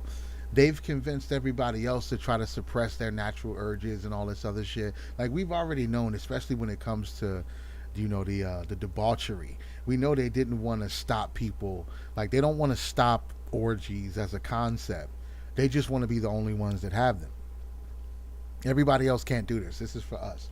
So they got everybody else having this psychological and spiritual tug of war, and they just do whatever they want, and that's why they're so successful. They don't give a shit, and maybe they understand that. They understand that they created this conflict for everybody else to wrestle with, but they know deep down the way to get to your power is to just be exactly what you are. Just let all your shit flow, let it all hang out, and that's how they become so successful. And everybody else is dealing with the morality and maybe, well, this isn't Right. right, and opulence is bad, you shouldn't have this much, and they're all struggling. The people Yeah. who don't give a shit are multi-billionaires. Right. And the moment you bring morality into that equation, you're immediately at a disadvantage. Yep. So it's ingenious. Yeah. Struggle with these moral conundrums. Meanwhile, we're gonna just be complete sociopaths, and this is the most effectual means to getting and staying in power. Right. Like we can't murder our neighbors while they're healing from circumcision. They're like, shit, we can. And who's gonna win that battle? Right. I guess they ain't writing any stories about you, but I'm Exactly. gonna make it to the book. I'm making it in. People Exactly. will tell tales and sing songs of my triumph. Yeah, it's a rough idea to contend with, but I think it's just it's probably a universal truth. We already know that uh, the most people would engage in the same behaviors, and that's why the structure lasted so long. Is because no matter who gets in, I've said this a million times. Even if you do go in bright-eyed and bushy-tailed, like I'm gonna change things, after a few years of seeing how things are, whether it could go two ways. You could be tempted by the dark side of it, the proverbial dark side of it, and just be taken over. Like, actually, I do want hookers and cocaine. Or you just get so disenfranchised, like disheartened by how rampant it is, and you realize you can't do nothing, and you just give up the fight. Either way, nothing ever changes because the people Yeah. who are prone to become politicians and service workers or whatever, public servants. Those people get into that system, and they're either swept up into it, or they realize that they're helpless to do anything about it, and it just keeps going the way it's always been going. I don't know if we do have any people who would really do anything differently. Even the people who we think would are already kind of have shown you that they're not any different. Everybody talks so much about Bernie Sanders, and he was living in $1 million mansion too. Right, because he's not gonna abandon the Babylonian organizing blueprint for success and wielding power over people. Right. That's the common theme. No matter if you present it as capitalism or communism or monarchy, no matter how you pitch it, the same thing is going to end up ruthless, murderous, treacherous people ruling over distracted people. Like, that's how distracted people with access to less information than them. Like, that's how it works. And what do we get out of it? Well, we can stop living in caves. We can stop living in jungles. We can start building these really big buildings. We can start having these statues that look like us. We can start having these robots that think and talk like us. Like, we could basically be God. We just got to stick to this plan. Never let it up. You had it in Babylon, fuck it. You had it in ancient fucking India. Well, we're gonna have it in fucking Germany at some point. Like, the same symbols, the same iconography or whatever it's called. We're just gonna keep having it. For some reason, it's just gonna keep repeating over and over. Like, oh no, we need a family crest. Well, why? What is it? And why do we have to have these same ancient symbols? Because we understand that we're heir to a legacy. A legacy that's as old as documenting human history, and this is the blueprint. Maybe we were given it, maybe we were stumbled upon it, but unscrupulous fucking power hungry people have figured out this shit works. And I will kill any motherfucker who would want to end this. Like, how could you want to end? How could you ever want Babylon to fall? Don't you want to keep eating this fake meat and these fucking poisonous vegetables out of shiny colored boxes? Don't you want all the pageantry and emptiness of modernity? Don't you you would never want Babylon to fall. Like, because if Babylon falls, you lose your prison of distractions and minor conveniences disguised as luxury, and I lose my position of fucking access to kids and goat's blood. Like, I'm not willing to give it up. So it's just an unbroken chain of the same. You can call it different shit. It manifests itself in the different ways, but it's essentially the same shit. You can call it a priesthood. You can call it what's it called? Advisors. You know what I mean? Yeah. Astrologers or whatever it is. You know, We call it the Knights Pharaoh. Templars. You can call it a king. No, but no, it's all the same shit. It's a blueprint of governance. You know, and it's people respond to bright colors. People respond to national anthems and jingles. Like, you figured out the frequency that enraptures the human antenna unlike anything else. And for people that are just operating on autopilot and don't realize their antenna is picking up this frequency, like, you're just gonna conclude some default shit, and you're really gonna think that's your thoughts. It's like, nah, you've totally been programmed by a structure that you're not really aware of. And it doesn't have to be, motherfuckers doing rituals. It's just people that, like you said, they're tuned into the fact that there's something that's been permeating everything for so long, and it seems to be attached to people realizing that the rules are for everybody else. Our only rule is to, like, be what we really are and embrace it 100%. Yeah, that seems to be the common denominator in most, because people are successful in different ways. They have different belief systems. They have all kind of different stuff, but the ones who are the most successful have completely embraced whatever that is. So it's not like, oh, you got to be a Christian or you have to be. There's people in almost every configuration you can think of that can make it to that level. But the common denominator is they don't really give a shit about what anybody else thinks. They're completely connected to that thing, and that seems to give them the power and the fuel and just the trajectory that they need to get to where they want to go. So it doesn't matter what you choose. What matters is your commitment to it, and your willingness to tell everybody else, "Screw you, I'm doing what I want to do." And it just so happens to be that most of the people who make it to the highest levels seem to agree on adrenochrome and orgies. I'm not sure why, but I don't really know what's so attractive about it. But they're giving everybody else the path. They're giving them these options that they just won't take. They're like, look, if you want to eradicate homelessness and close the wealth gap between the highest and the lowest, you might have to give up some Starbucks and start killing your own chickens for food. And people are like, well, I don't know if I want to go that far. Or hear me out. We're gonna have a social media event where you can put this icon as your picture, and you show that you're in solidarity for that desire of improvement in humanity and the human condition. Whoa. And it's just as good as given. Now, it may not give any empirical data that you can look at in terms of results. Right, but, of course. but we've decided that it's just as powerful. So it's totally you. I do like Starbucks, and I don't really want to kill my own chickens. So you said I could just put an overlay on my profile pic, huh? But I definitely like feeling good about myself because I am against poverty and suffering. Right. So this seems like the perfect solution. And I want everybody to know about it. Right. See, that's an interesting brain mechanic too, is because it don't take a lot of psychological effort or labor to trick yourself into thinking you've done enough. So, especially with social media, if you see a post about the levels of homelessness and you just type homelessness sucks, billionaires should do more, that's basically like feeding 100 people. You're gonna get the same dopamine drip as you would if you volunteered at a soup kitchen for 6 months. Just type in "I don't like this" and "tax the rich" or some shit like that, and your brain's like, "Yeah, take a breather, buddy. You've done enough. Kick your feet up. You told them.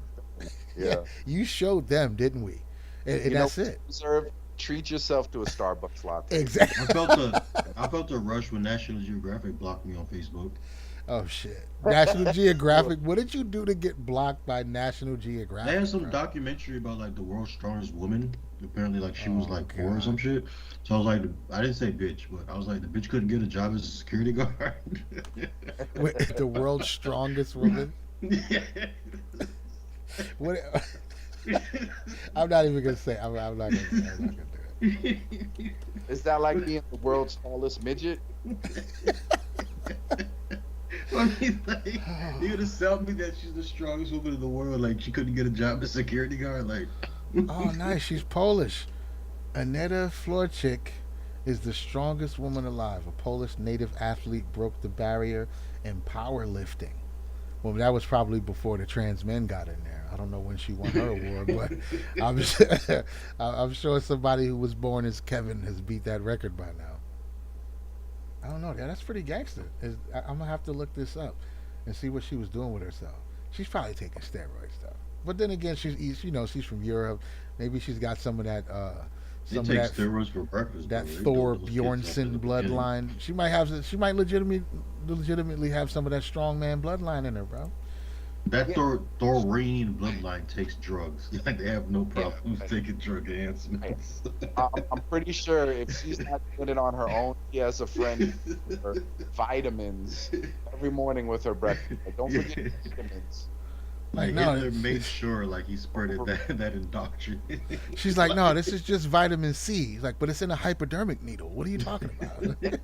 Well, it gets to your veins faster. You're mainlining vitamin C. It makes you stronger and better. Listen, you can't argue with the gains. I mean, look at these gains. I'm the world's strongest woman. Oh man, the Nat Geo banned you for that. That's harsh, bro. It seems like they're a little sensitive over there. I thought it was a legitimate question.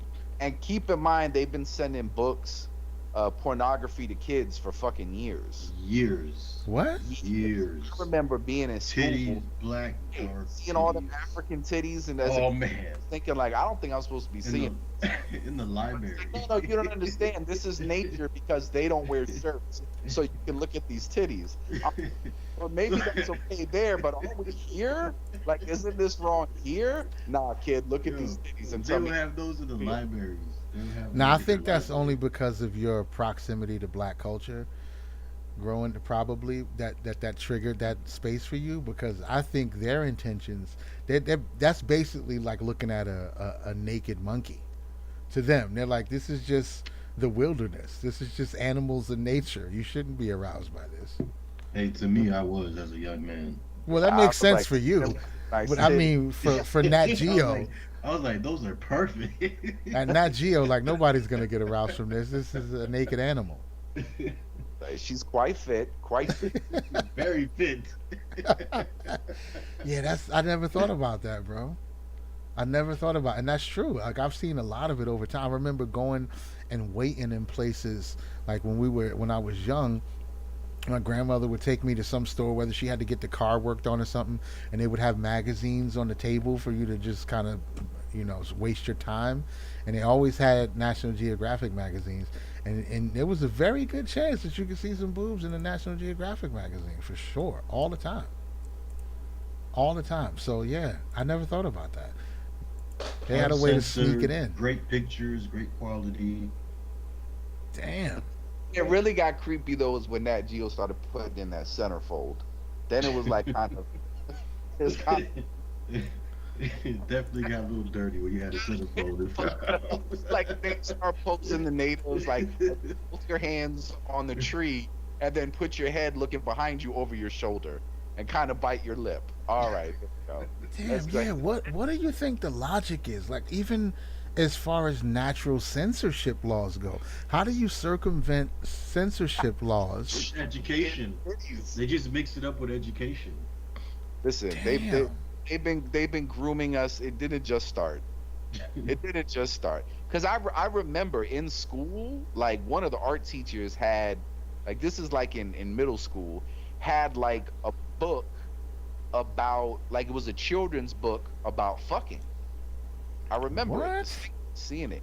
Absolutely, like with little cartoon characters, and it would describe it like mommy and daddy get naked and then they hug each other, but it's showing everything. Like it's basically how you would write a children's book about sexual intercourse, and I never seen anything like that before. Where I saw it in public school.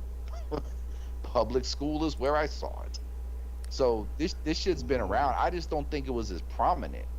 But yeah, it was. I didn't see anything like that. And I get the thing too because in education it is very liberal minded in the sense that we weren't burning books. Like this book may creep you out. This book may be like, why does it exist? Part of the art could be like, of course you would never show this to a child, but what if you were going to write a book about sex but do it as a children's book? So like the freedom of speech for like expression and art, it makes sense that there would be a bastion for that in the public school system where there's liberal minded people, right? Where it's supposed to be education and we're not supposed to censor anything.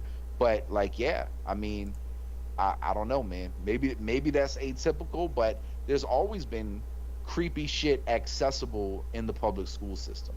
It didn't just start, or shit that would at least, like you said, make you question like, in what other context can you get away with this? Because if I go up to an 8-year-old and I'm like, read this Nat Geo, page 36 is where the titties start.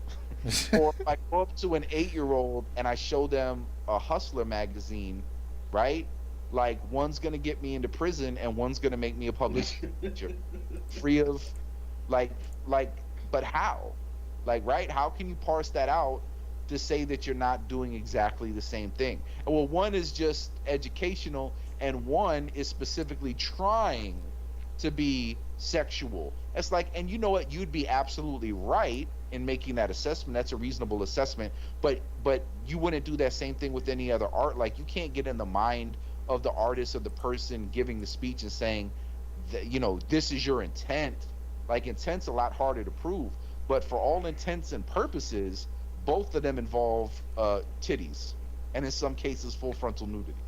And So I don't think you could get away with it even in like so in like you said it's education based, so they're kind of just standing around. They're not doing anything overtly sexual, but you still couldn't get away with that if it was a depiction of the modern Western world. So if you decided to do some kind of documentary, Icelandic, if you right, found some or even Icelandic, just yeah, somebody in California. This is how a California mother of four lives her life. You know, she's standing in her backyard topless. That wouldn't fly. shit. That I wouldn't don't know. fly. We should test that Oh, theory. shit. Yeah, let's make Nat Geo out of like this woman. It's a virgin shower. So for educational purpose, we have to take pictures of her showering because how else would you know what showering looks like? And just do the same thing, but do it like Nat Geo. Like, but it's really just an excuse to show titties. It's an Or another education of time, though. Like, this is what's going on at this period piece. You have to show everything. or another cool experiment would be to stand on the street corner with a whole bunch of Nat Geos and try to show underage kid titties out of Nat Geo. Like, hey, you want to get educated about, but really you're just showing titties.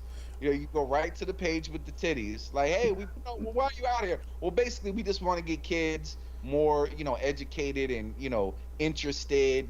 Reading's cool, it's fundamental. We want to get kids, excited about education. So we're just out here, passing out free National Geographic. But how come you keep going up to younger kids and the first page you open, without exception, is you show them the page with the titties? There's very few words there. Like, is there any other book that you guys? Nope, Nat Geo only. Yeah, we got these two pages. Nat Geo. We got on this page you got five 16-year-old African topless girls. On this page you got five 16-year-old American topless girls. Which one am I going to jail for? That's basically the question. Which one is going to get me locked up? I wonder if you printed those out, if you blew them up and printed them out and walked around with them like on one of those protest posters, would you go to jail for that? Oh shit. It's a National Geographic picture. I got it directly from the book. I printed it out, large format, and I went downtown and I just held it up on a stick. A terrified Jew. So I'm not going to volunteer for that experiment. But let's hire one of these First Amendment audit dudes. Yeah. Like, pay them to find out. Like, hey, listen, you guys have a particular passion and knack for this. So we're going to go ahead and outsource this. But listen, here's a Nat Geo. There's the local elementary school. Talk to the kids as they're on the. Let's just I say. want no connection to this. Right. Like out of all the shit we came up with, this is the one that might actually get you sent to jail. Yeah, that's a really weird gray area. That's bugged out. That's bugged out. Yeah, this doesn't make as much sense as I thought it would, because I've always known about this. Of course, we've all seen it, but the logic behind why it's not considered underage nudity and shit like that's a crazy thought. That is completely acceptable, but also, if you took it out somewhere in public, you might, even if you put the Nat Geo copyright on it and all of that, just to be completely transparent, I'm pretty sure you'd come across some cops that would just probably mace you and tase you and take your ass to jail.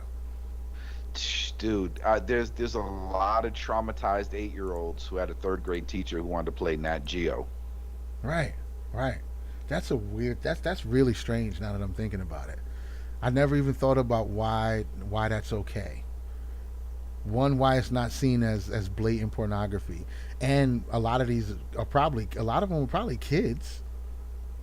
Really young, 16, 17 years old, but it's Most just definitely. completely acceptable. That is Yeah, wild. I didn't think about that either because I mean, yeah, you would. I mean, especially like with life expectancy, more of the people would be on the younger tier than the older.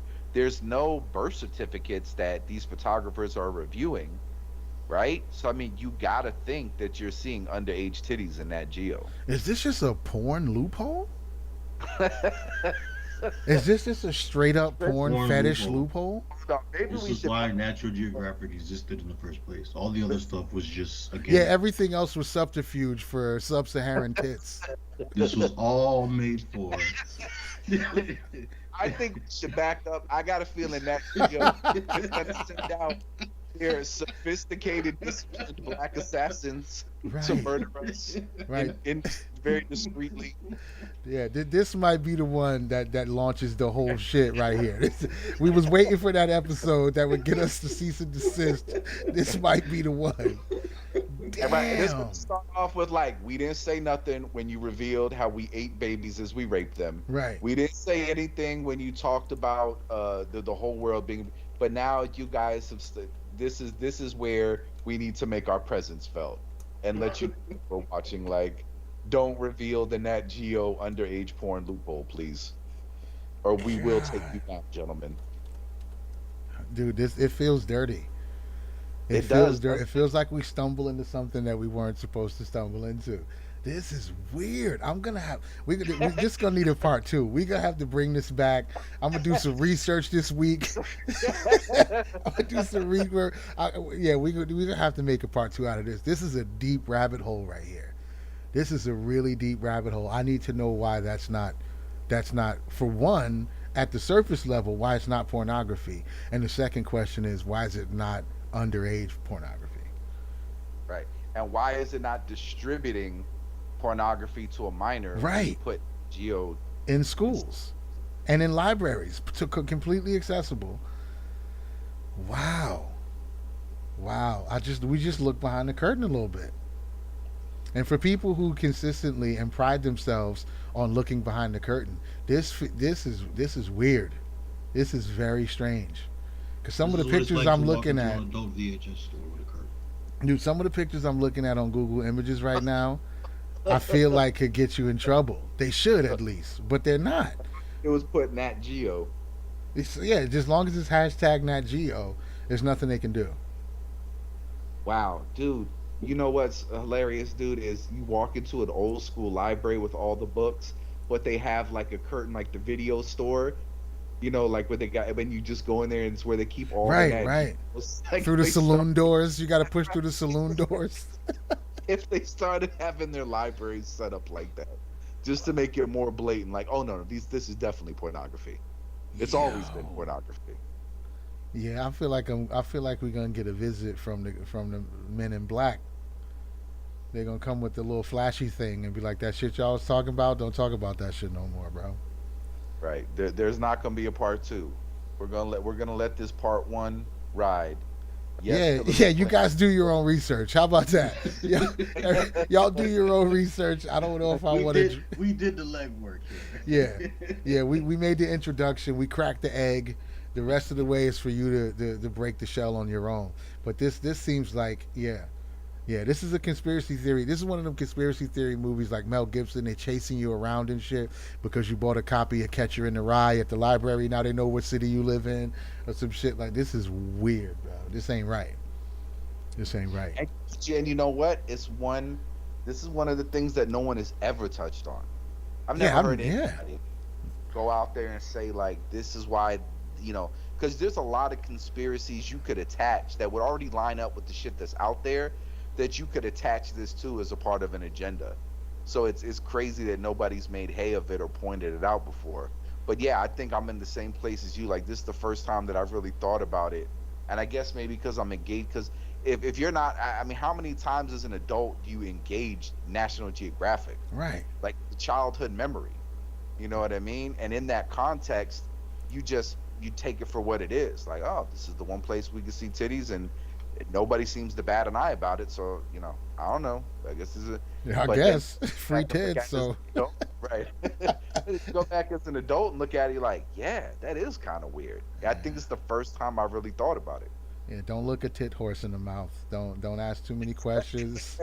just just pretend you're reading the articles. Put it back where you're done and get on with your life. Don't ask too many questions. Bro.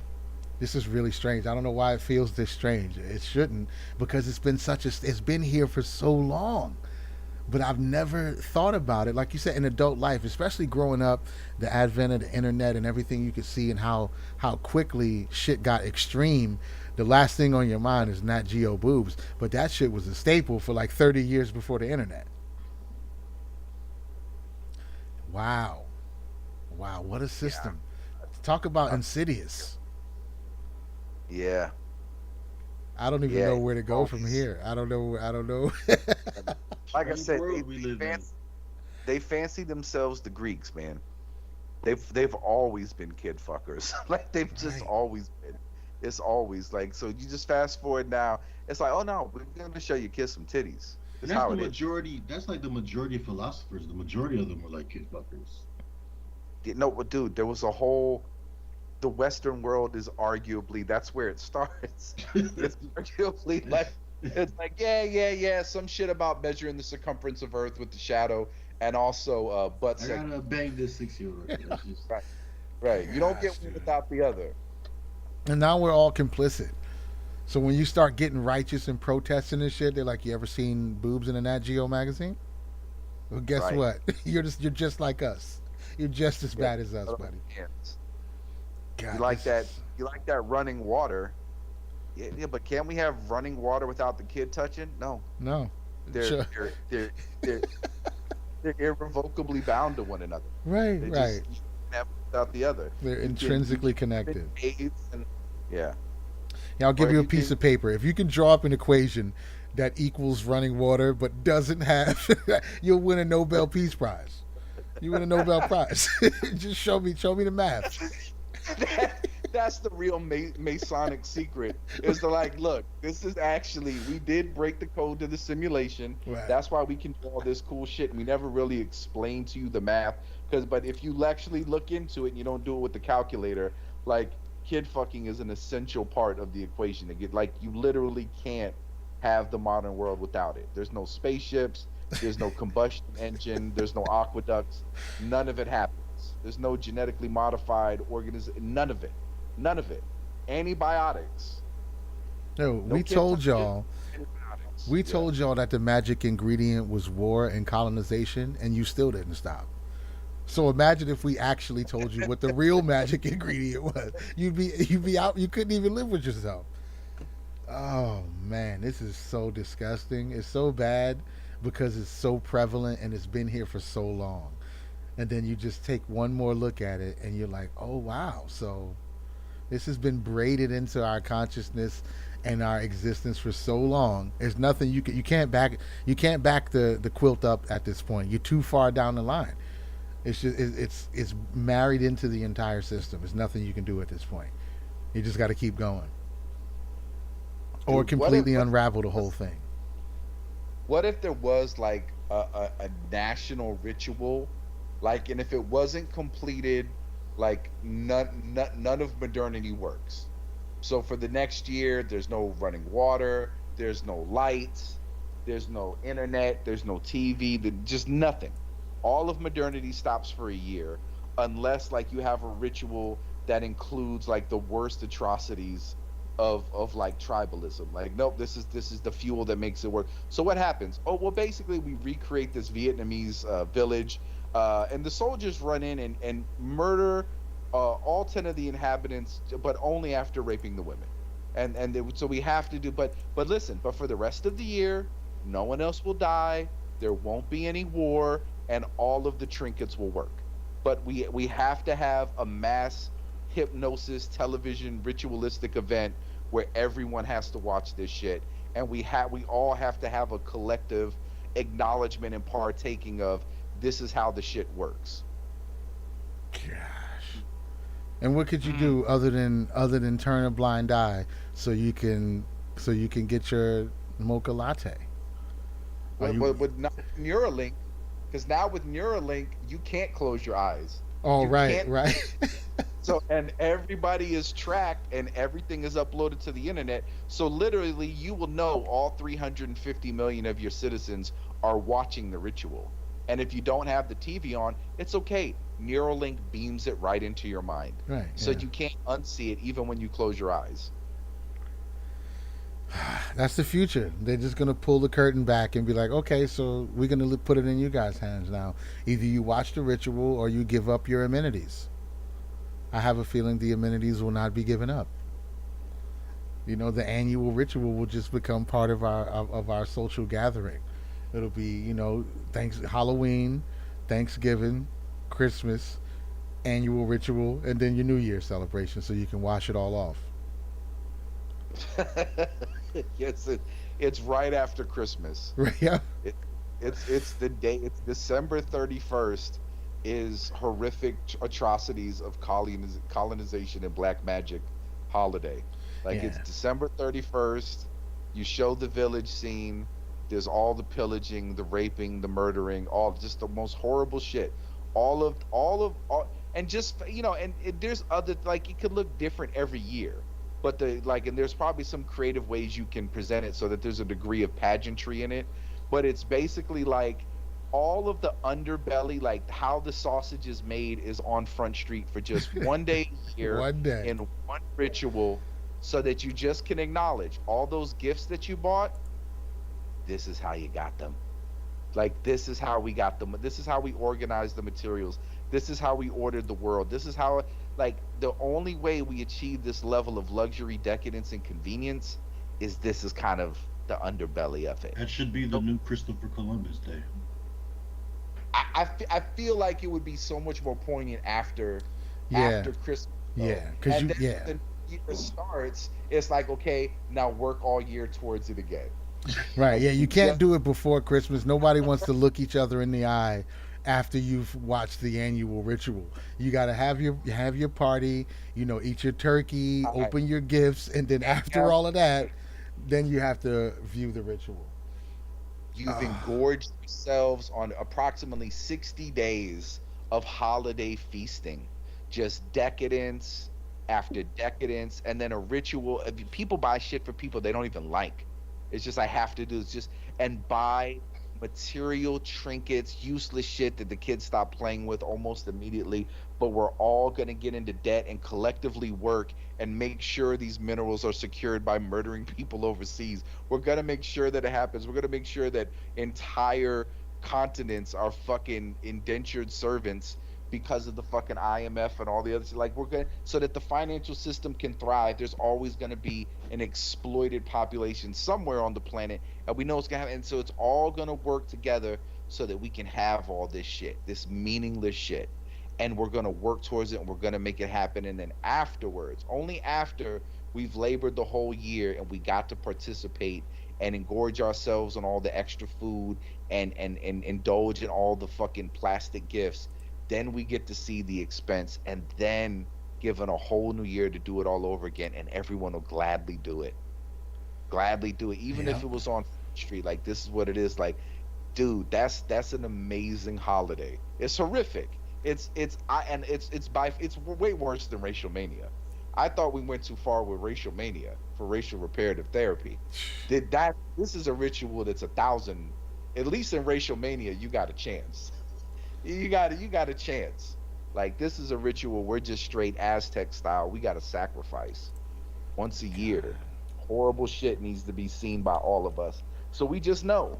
We just know. And all year, you don't got to put no black squares. You don't got to get no let's go get Coney. You don't got to do none of the internet shit for virtual signaling. Nobody has to pretend anymore. It's just that's the catharsis is we all just once a year collectively acknowledge like, oh, this is the game. We have to all participate and celebrate complicitous. That's the name of the holiday, complicitous. We are all accomplices in our amenities. Very complicitous. Merry complicitous. Holy shit. Merry complicit. See, this is what you call world building right here. As scary as it is, this is this is world building right here. Complicitous happens in the gentle verse once a year. Once a year, because Neuralink is already a thing, and it gets beamed into everybody's consciousness, and you got to sit through it. You got to sit through it. And you can't complain for the rest of the year. None of you are self righteous. This removes all the self righteousness. You can't virtue signal. You celebrated complicitous. I know you did. We all Oh, did. dude. I, Virtue signaling I is dead. dude, I need a video selling people on the idea of complicitous. We need to sell Merry Complicitous out into the public sphere. Just make it a holiday. No more bullshit posturing on social media. No. We just we engage in the collective ritual every year together, and it's beamed in by Neuralink. You can't escape it. Merry Complicitous. That's how you get your That's universal basic income.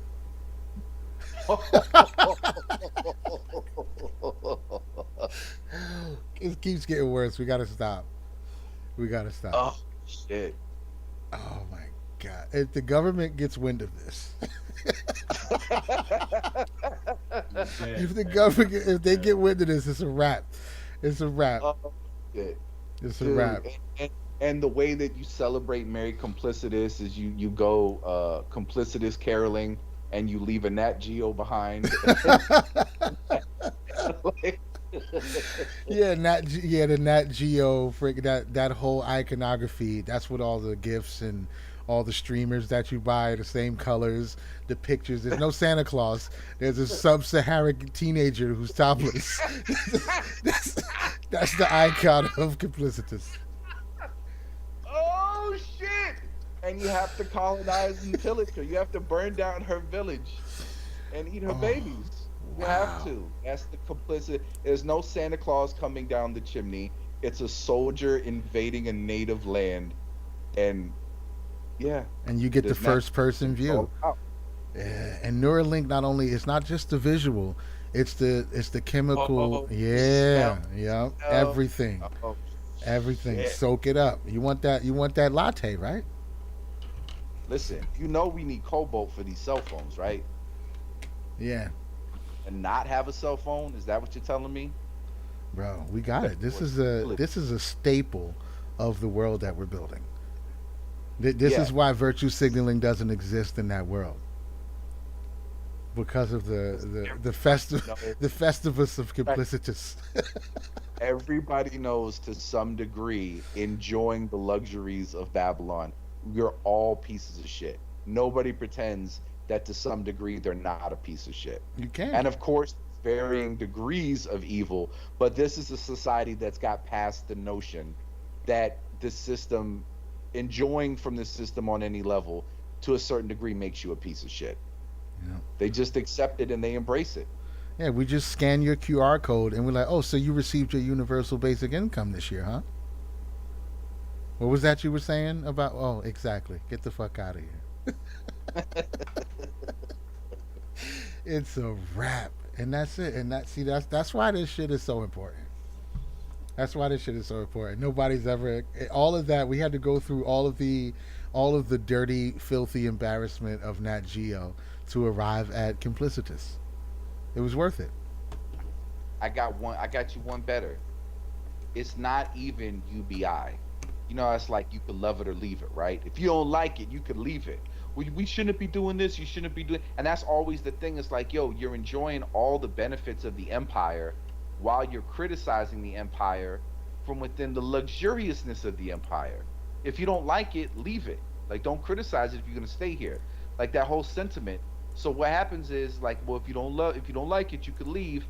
It's a signal that radiates once a year, and in this universe they figured out you don't even need Neuralink. You know how to send a signal that immediately beams into all the gray matter within the area, and it shoots this signal out throughout the entire map of whatever country this is. Super Bowl commercial. Right, so exactly, but a Super Bowl commercial, even if you're asleep, you're gonna start dreaming about it because the signal goes right into your brain. You don't need Neuralink, you don't need UBI, and the only way you are not gonna see the collective reality of this ritual is if you're on the other side of the border. You literally have to leave the country. Like, no, no, no, you're a part of this. You're here. You will participate in the ritual. There's no escaping it. And leading up to it, like there's a 60-day lockdown. Like nobody can leave the country. Like, no, no, no, you're here now. You can't leave. Because some people would plan like, nah, I'm not gonna watch this shit. I'm just gonna go to Canada.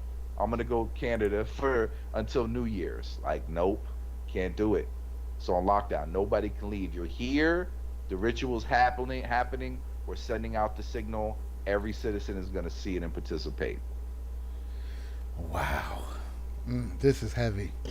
This is heavy. I need an alcoholic beverage now. I need a glass of wine or something, some Delta 8. Good Lord. That's a good one. That's a good one. You can almost build an entire world just around that idea. And how everybody else navigates and like that would change the behaviors of everybody, at least for a while. After a generation or two of it, it wouldn't be nothing. It would just be like a free pay-per-view. And dude, you can even have factions within complicitous so that there's no it's just it's taken for granted at this point that we have to celebrate complicitous. But there starts becoming people who are like more human, humanistic, that are like, oh, Mary,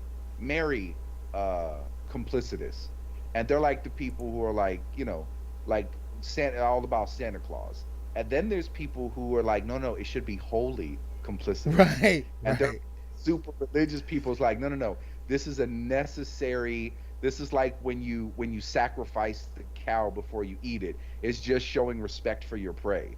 So even though they know it's horrible and it's a traumatizing, horrific, disgusting reality, they just have a holy respect for the fact, no, no, we these villages have to be raped, pillaged, and burned to the They ground. have to. It has to happen because I need a remote for this TV. I'm not going to get up and change the channels. There's no way.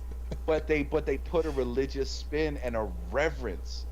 But what a dope fucking like one has a reverence for it. One is completely wrapped in the commercial aspect of it, but both sides aren't even the notion that this isn't something that has to happen doesn't even cross anybody's mind. Right, right. They've already removed themselves a whole step and then just start. Yeah, that's exactly what would happen. It's like the people who get mad but when they say Xmas, when they see Xmas where they like put Christ back in Christmas, it would be those same people with complicitous. Like, no, say the whole word. It's not C Day, it's complicitous. Holy complicitous, Mary complicitous. I love it. Absolutely beautiful. Absolutely beautiful. I mean, do I even have to say it? I think I do. It's the greatest think tank ever assembled. They're continuously proving itself to be the greatest think tank ever assembled. Absolutely amazing. That's some deep shit. I'm still gonna do some research about the loopholes of Nat Geo. I really need to figure. I gotta figure this out. It's too intriguing. Just, I need to just, know. just do it from a VPN. Just play it safe. Yeah, yeah. I'll go incognito and well, it's Nat Geo. I mean, it's in a Oh man, library. I deleted the conversation, bro. I'm not even taking. Yeah, I would. Yeah, I'll take one for the team. I'll do. I mean, push come to shove, it's in the library right now, accessible to children. I mean, come on. What's really going to be the issue Can't here? be that much secret. Yeah. It can't be. It can't be. But it is. It seems like a dangerous thread to pull on, though. I'll be honest. But it does. It Great, feels dangerous. great movie in the '90s. Simple man trying to solve the Nat Geo information, and he's being Oh caught. shit. CIA plot lines. Being Well, pursued, chased around the city and shit, Yeah, just dropping Nat what was Geo that? books while he's running. Who was it? Didn't Will Smith play that character? What was Will, the name of that? Will Smith did one, and your boy Shia LaBeouf did one. Right. Yeah. So What was the okay. names of them? What was the one that came out in the '90s? So Will Smith's movie was called Enemy of the State, Mm-hmm. Enemy of the State. Yeah. and I think the other one was called Shia LaBeouf. What was that? Oh man, Wait, there was another one. Well, didn't Sandra Bullock, the net? the Net. Okay, Oh yeah. yeah, So the the Net net. came Yeah, before the that. net's another one. The net's another Oh, one. and Enemy of the State is actually a prequel. I mean, a sequel. The movie that came before that was called The Conversation, where the Oh, the guy. conversation was dope. I've seen that movie. So the com, but So in that was a the sequel to character, that movie. what the Wow. character Brill, the guy who was, the Yeah, yeah. that's the same guy from The Conversation. The That's same dope. actor, the same character, all of it. It's like a That's secret dope. sequel. So That's dope. the That's Net. dope. So it was The Conversation. It was the Net with Sandra Bullock, and the one with Shia. Let me look that up real quick because he hasn't done. I mean, he's done a few movies, but I'm sure it'll come up pretty quick. What was that called, One of dude? his early ones. One of his early ones. Because wasn't it called like The God's Eye or something like that? It was like a computer he was trying to get away from. Yeah, some shit like that. God, what was the name of it? No, not Disturbia. That was a different one. Either way, it was a Shia LaBeouf movie, and he was running from the people who had like the computer was after him and shit like that. Yeah, I'm gonna have to look at a few of these conspiracy theory movies, but yeah, I'm gonna do the research, bro. I'm gonna do the research. I have to now. I can't walk away from this. Like, oh, it was called Eagle Eye. There you go. Eagle Eye. Yep. Dude, this is it. Yeah, we're in a rabbit hole now officially. I say we got 3 movies out of this. Oh, and Conspiracy Theory with Mel Gibson. That's a classic too, because that talks about the mind control and how they keep track of their sleeper cells and shit like that. And yeah, so I'm gonna check that one out too. I'm gonna go on a binge of Conspiracy Theory movies. You know what I found out recently? Somebody that was part of the MK2 project, whatever it's called, MK Ultra, Yeah. was Whitey Bulger. Really? Yes, I just found that out. Wow, I didn't know that. I know he was a pretty prolific killer. Yep, he was part of the MK Ultra. Wow. No suggested searches by Google. Wow, he was used as a human subject in the CIA-sponsored MK Ultra program. Holy shit. I'm not surprised. I mean, the FBI maintained a relationship with them for a long time. Like, wasn't he like like an informant to some degree or some shit? Yeah. Yep, he basically took down the Italian mafia and made the Irish mafia take over, like that whole Boston. And then he was on the run. Yep. And it's like, okay, so the FBI and the CIA had relationships with him, programmed him, but couldn't find him all that time. Right. They could find him because they make sure that no matter what, every time he goes on the run, he's compelled to buy a copy of Catcher in the Rye, and that's one of those books that's on the list. So every time he buys a copy, he knows what city he's in. Of course, that's allegedly. That's what Mel Gibson said in his movie, but I believe it. I believe it. They could plant some shit like that in your head. And we know they do have red flag books in the system where if you order them or buy them, it does trigger some shit. So that's a known fact. All for him to just get beaten to death in prison. Well, they need to go back to those red book things because this finding these people that's shooting up schools is not helping in the internet right now. Well, they just chilling. They're not. I don't know if those guys are actually experiments or they just out here and can't deal with the world. They gotta be both at some. Like I'm just saying, like you're telling me, like there's no way you guys didn't know. Like they're talking on the internet. Nah, man. The FBI doesn't have time to fucking go after fucking kids that are on the internet saying that they're gonna go shoot schools and then do it. The FBI is busy. The FBI is looking for people running that geo searches. That should be like the great intro video for joining the FBI. Gosh, dude. This shit is terrible. We got time for this shit. Listen, we can't stop all the school shooters. Look, they're gonna shoot each other anyway. But do you really want this Nat Geo fucking underage porn loophole to get out? You really want people to figure that shit out? That's the real job of the FBI. The FBI has to protect that shit. The school shootings, we're not really worried about it. Gosh, I love it, dude. So just to recap, Steven Seagal is classic Ox Papi. Papi coming to fucking AMC or ICF. It's got to be on one of those hipster channels or some shit. Yeah. Maybe FX. I could see FX picking it up. And then what was the other one? The movie the Nat Geo Net. The conspiracy Mel Gibson, a movie about a dude that unveils the secret about the Nat Geo in libraries loophole. Yep. And then fucking perhaps this might be the greatest ritual from the General First ever. A happy married complicitous. Don't forget the Hunter Biden movie. Hunter Pookie Biden. Starring Leonardo DiCaprio. It's Wolf of Wall Street part Basketball Diaries. One, Leonardo DiCaprio gives his tour de force performance of his life. The performance of his career as Hunter Pookie Biden. I love it. Dude, yeah, this is it. I think we've done enough. So just remember to delete your search histories. I've already done all that. Don't hashtag Nat Geo. Don't do it. They will block you. I've been blocked.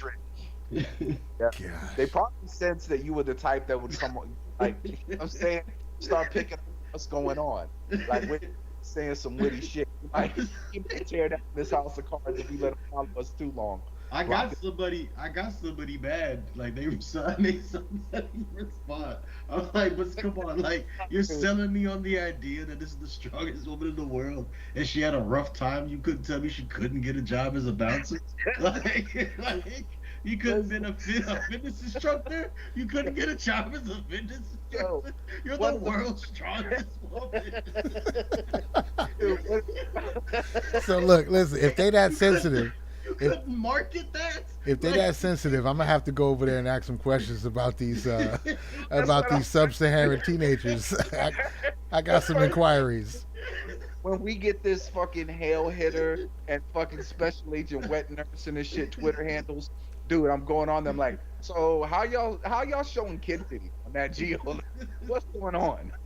Like how do y'all get titties in the library on Nat Geo? Like what's the international Nat Geo loophole for underage titty showing? Help me to help you. I need to understand that. Thanks, sir. You're gonna need to leave the library. Right, people, dude, we need we need people to flood Twitter asking that yo, dude, they just shut down their page. Like, explain these children titties, Nat Geo. I feel like I'd get banned from Facebook if I ask. You absolutely would. That's why it's got to be. Listen, once there's a couple cracks in the dam, they can't ban everybody. It's I, a I flood. Once the flood people, starts. right, and people just like, yeah, you right, and then you'll start seeing hashtag ban Nat Geo. You'll start seeing it everywhere. People will be up in Yeah, arms. cancel Nat hashtag Nat Geo is child porn. All of that. Just get it all going. Let's just start the deluge. I'm ready to set that fire. I don't feel any kind of way about it. I'm ready. I'm ready to set that fire. What's up, Yeah. Nat? Just What's up with all remember when that long-standing American institution is burned to the ground, you would trace it back to this podcast and the greatest think tank ever assembled. We did that. Hashtag we did that. Listen, Nat Geo need to get Nat Turnered. We need to send the Sextons into the house and chop up the children. What do you real. do with Nat Geo? And give us reparations for destroying our fragile young minds. Yes, Oh please. shit! All of the Yeah. reparations. Well, let's Oh get it. shit! Cut the check, bro. Cut the check. I want Well, Matter listen. of fact, I'm sure Nat Geo was probably funded by a lot of rich benefactors and grants and shit. Follow the How money.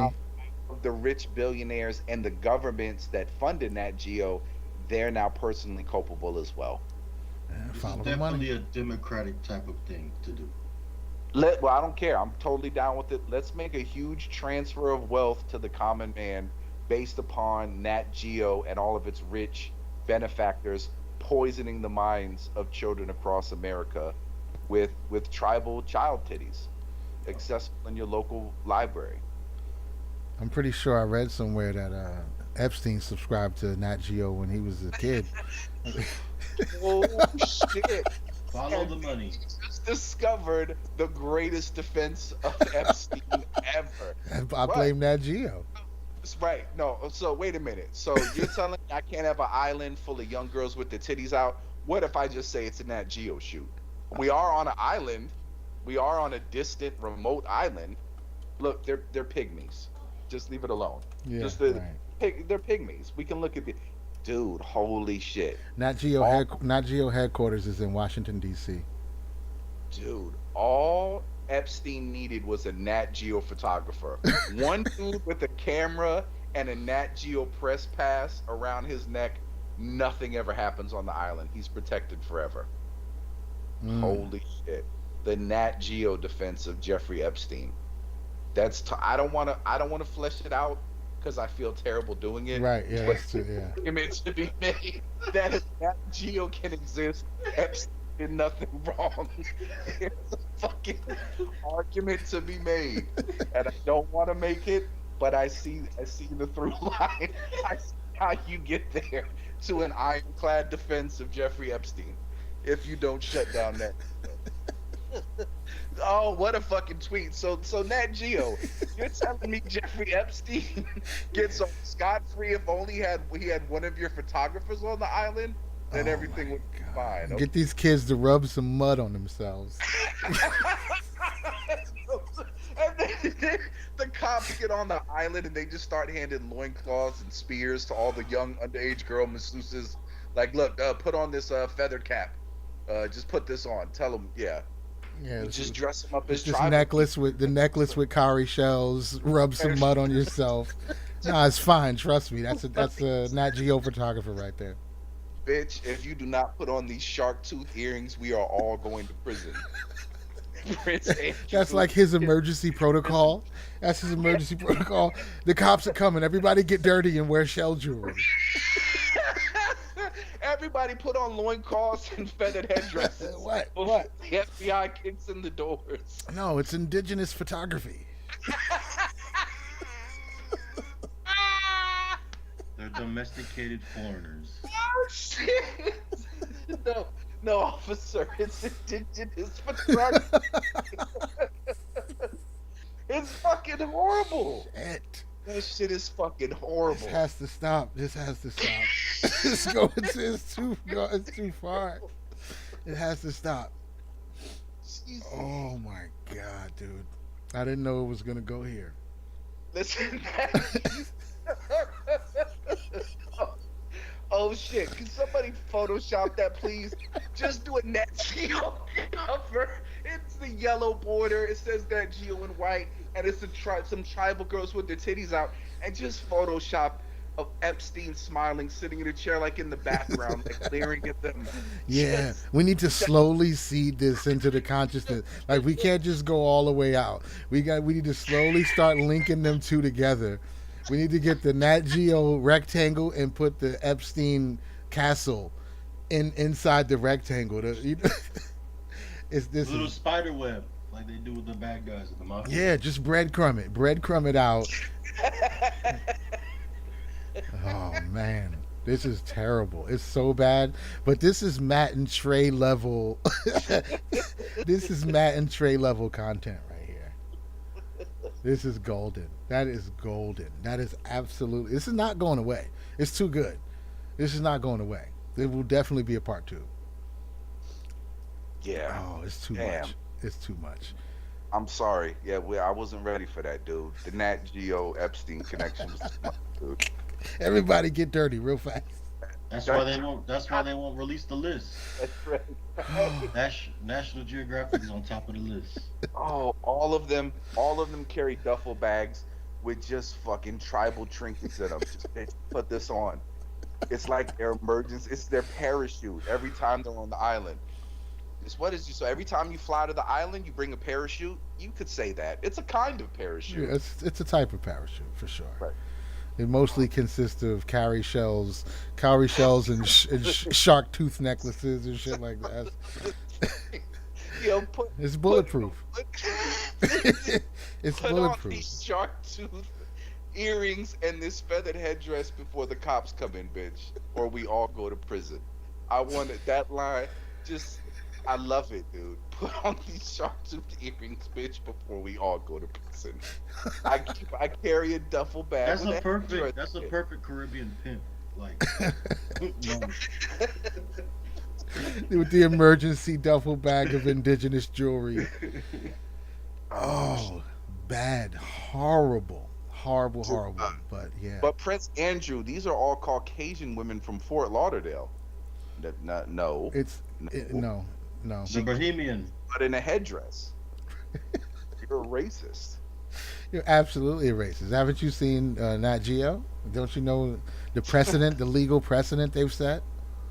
Holy shit. Look, I built a temple. There's a temple. See, indigenous people. But you notice by the time they got there, he pulled off all of like the icons and statues off there. I guarantee you there was a Nat Geo logo on there before the cops got there. Definitely, absolutely. It was Absolutely. the fucking Nat Geo satellite ambassador office. I'm They about to kept it- just zoom in on the windows of his castle and be like, see the golden rectangle. It's right there. Just start doing some of that YouTube conspiracy theory shit and drawing together lines shit that don't make no sense, but it's close enough. Fuck it. The blue in his castle, the blue on his building and the blue in the Nat Geo logo is the same shade. I'm done, man. I'm done, Yeah, dude. spent. Completely Look, spent. Dude, the greatest think tank ever assembled. Wow. I just, there's just no denying it. That's fucking gold, He dude. was a victim of National Geographic, man. He couldn't even. Listen, I mean, it was seeded into his consciousness before he could help it. who isn't? The only Right. way the only way we're purging our consciousness is with a merry collective. Complicitous. That's the only thing that's gonna save us. We just need a good merry complicitous this year, and all will be well. We'll get it on track. Oh, all things. Absolutely amazing. Well, Use the excellent work VPN, bro. today. Excellent work today, fellas. I think we've uncovered one of the largest conspiracy theories in the history of this country. And great movie ideas. Yeah, and some really good movie ideas too. This is world building, so it's all coming together, right on time. I appreciate you, gentlemen. Yeah, another movie in the can and a television series. Yeah, man. I'm gonna grab me some grub, and y'all brothers enjoy the rest of the evening. Always a pleasure, gentlemen. Merry complicitous. Y'all be easy. Absolutely. Peace. Peace. Metaphysics is going to have to be the quote unquote religion of tomorrow. If it isn't, you're fucked. Totally and absolutely.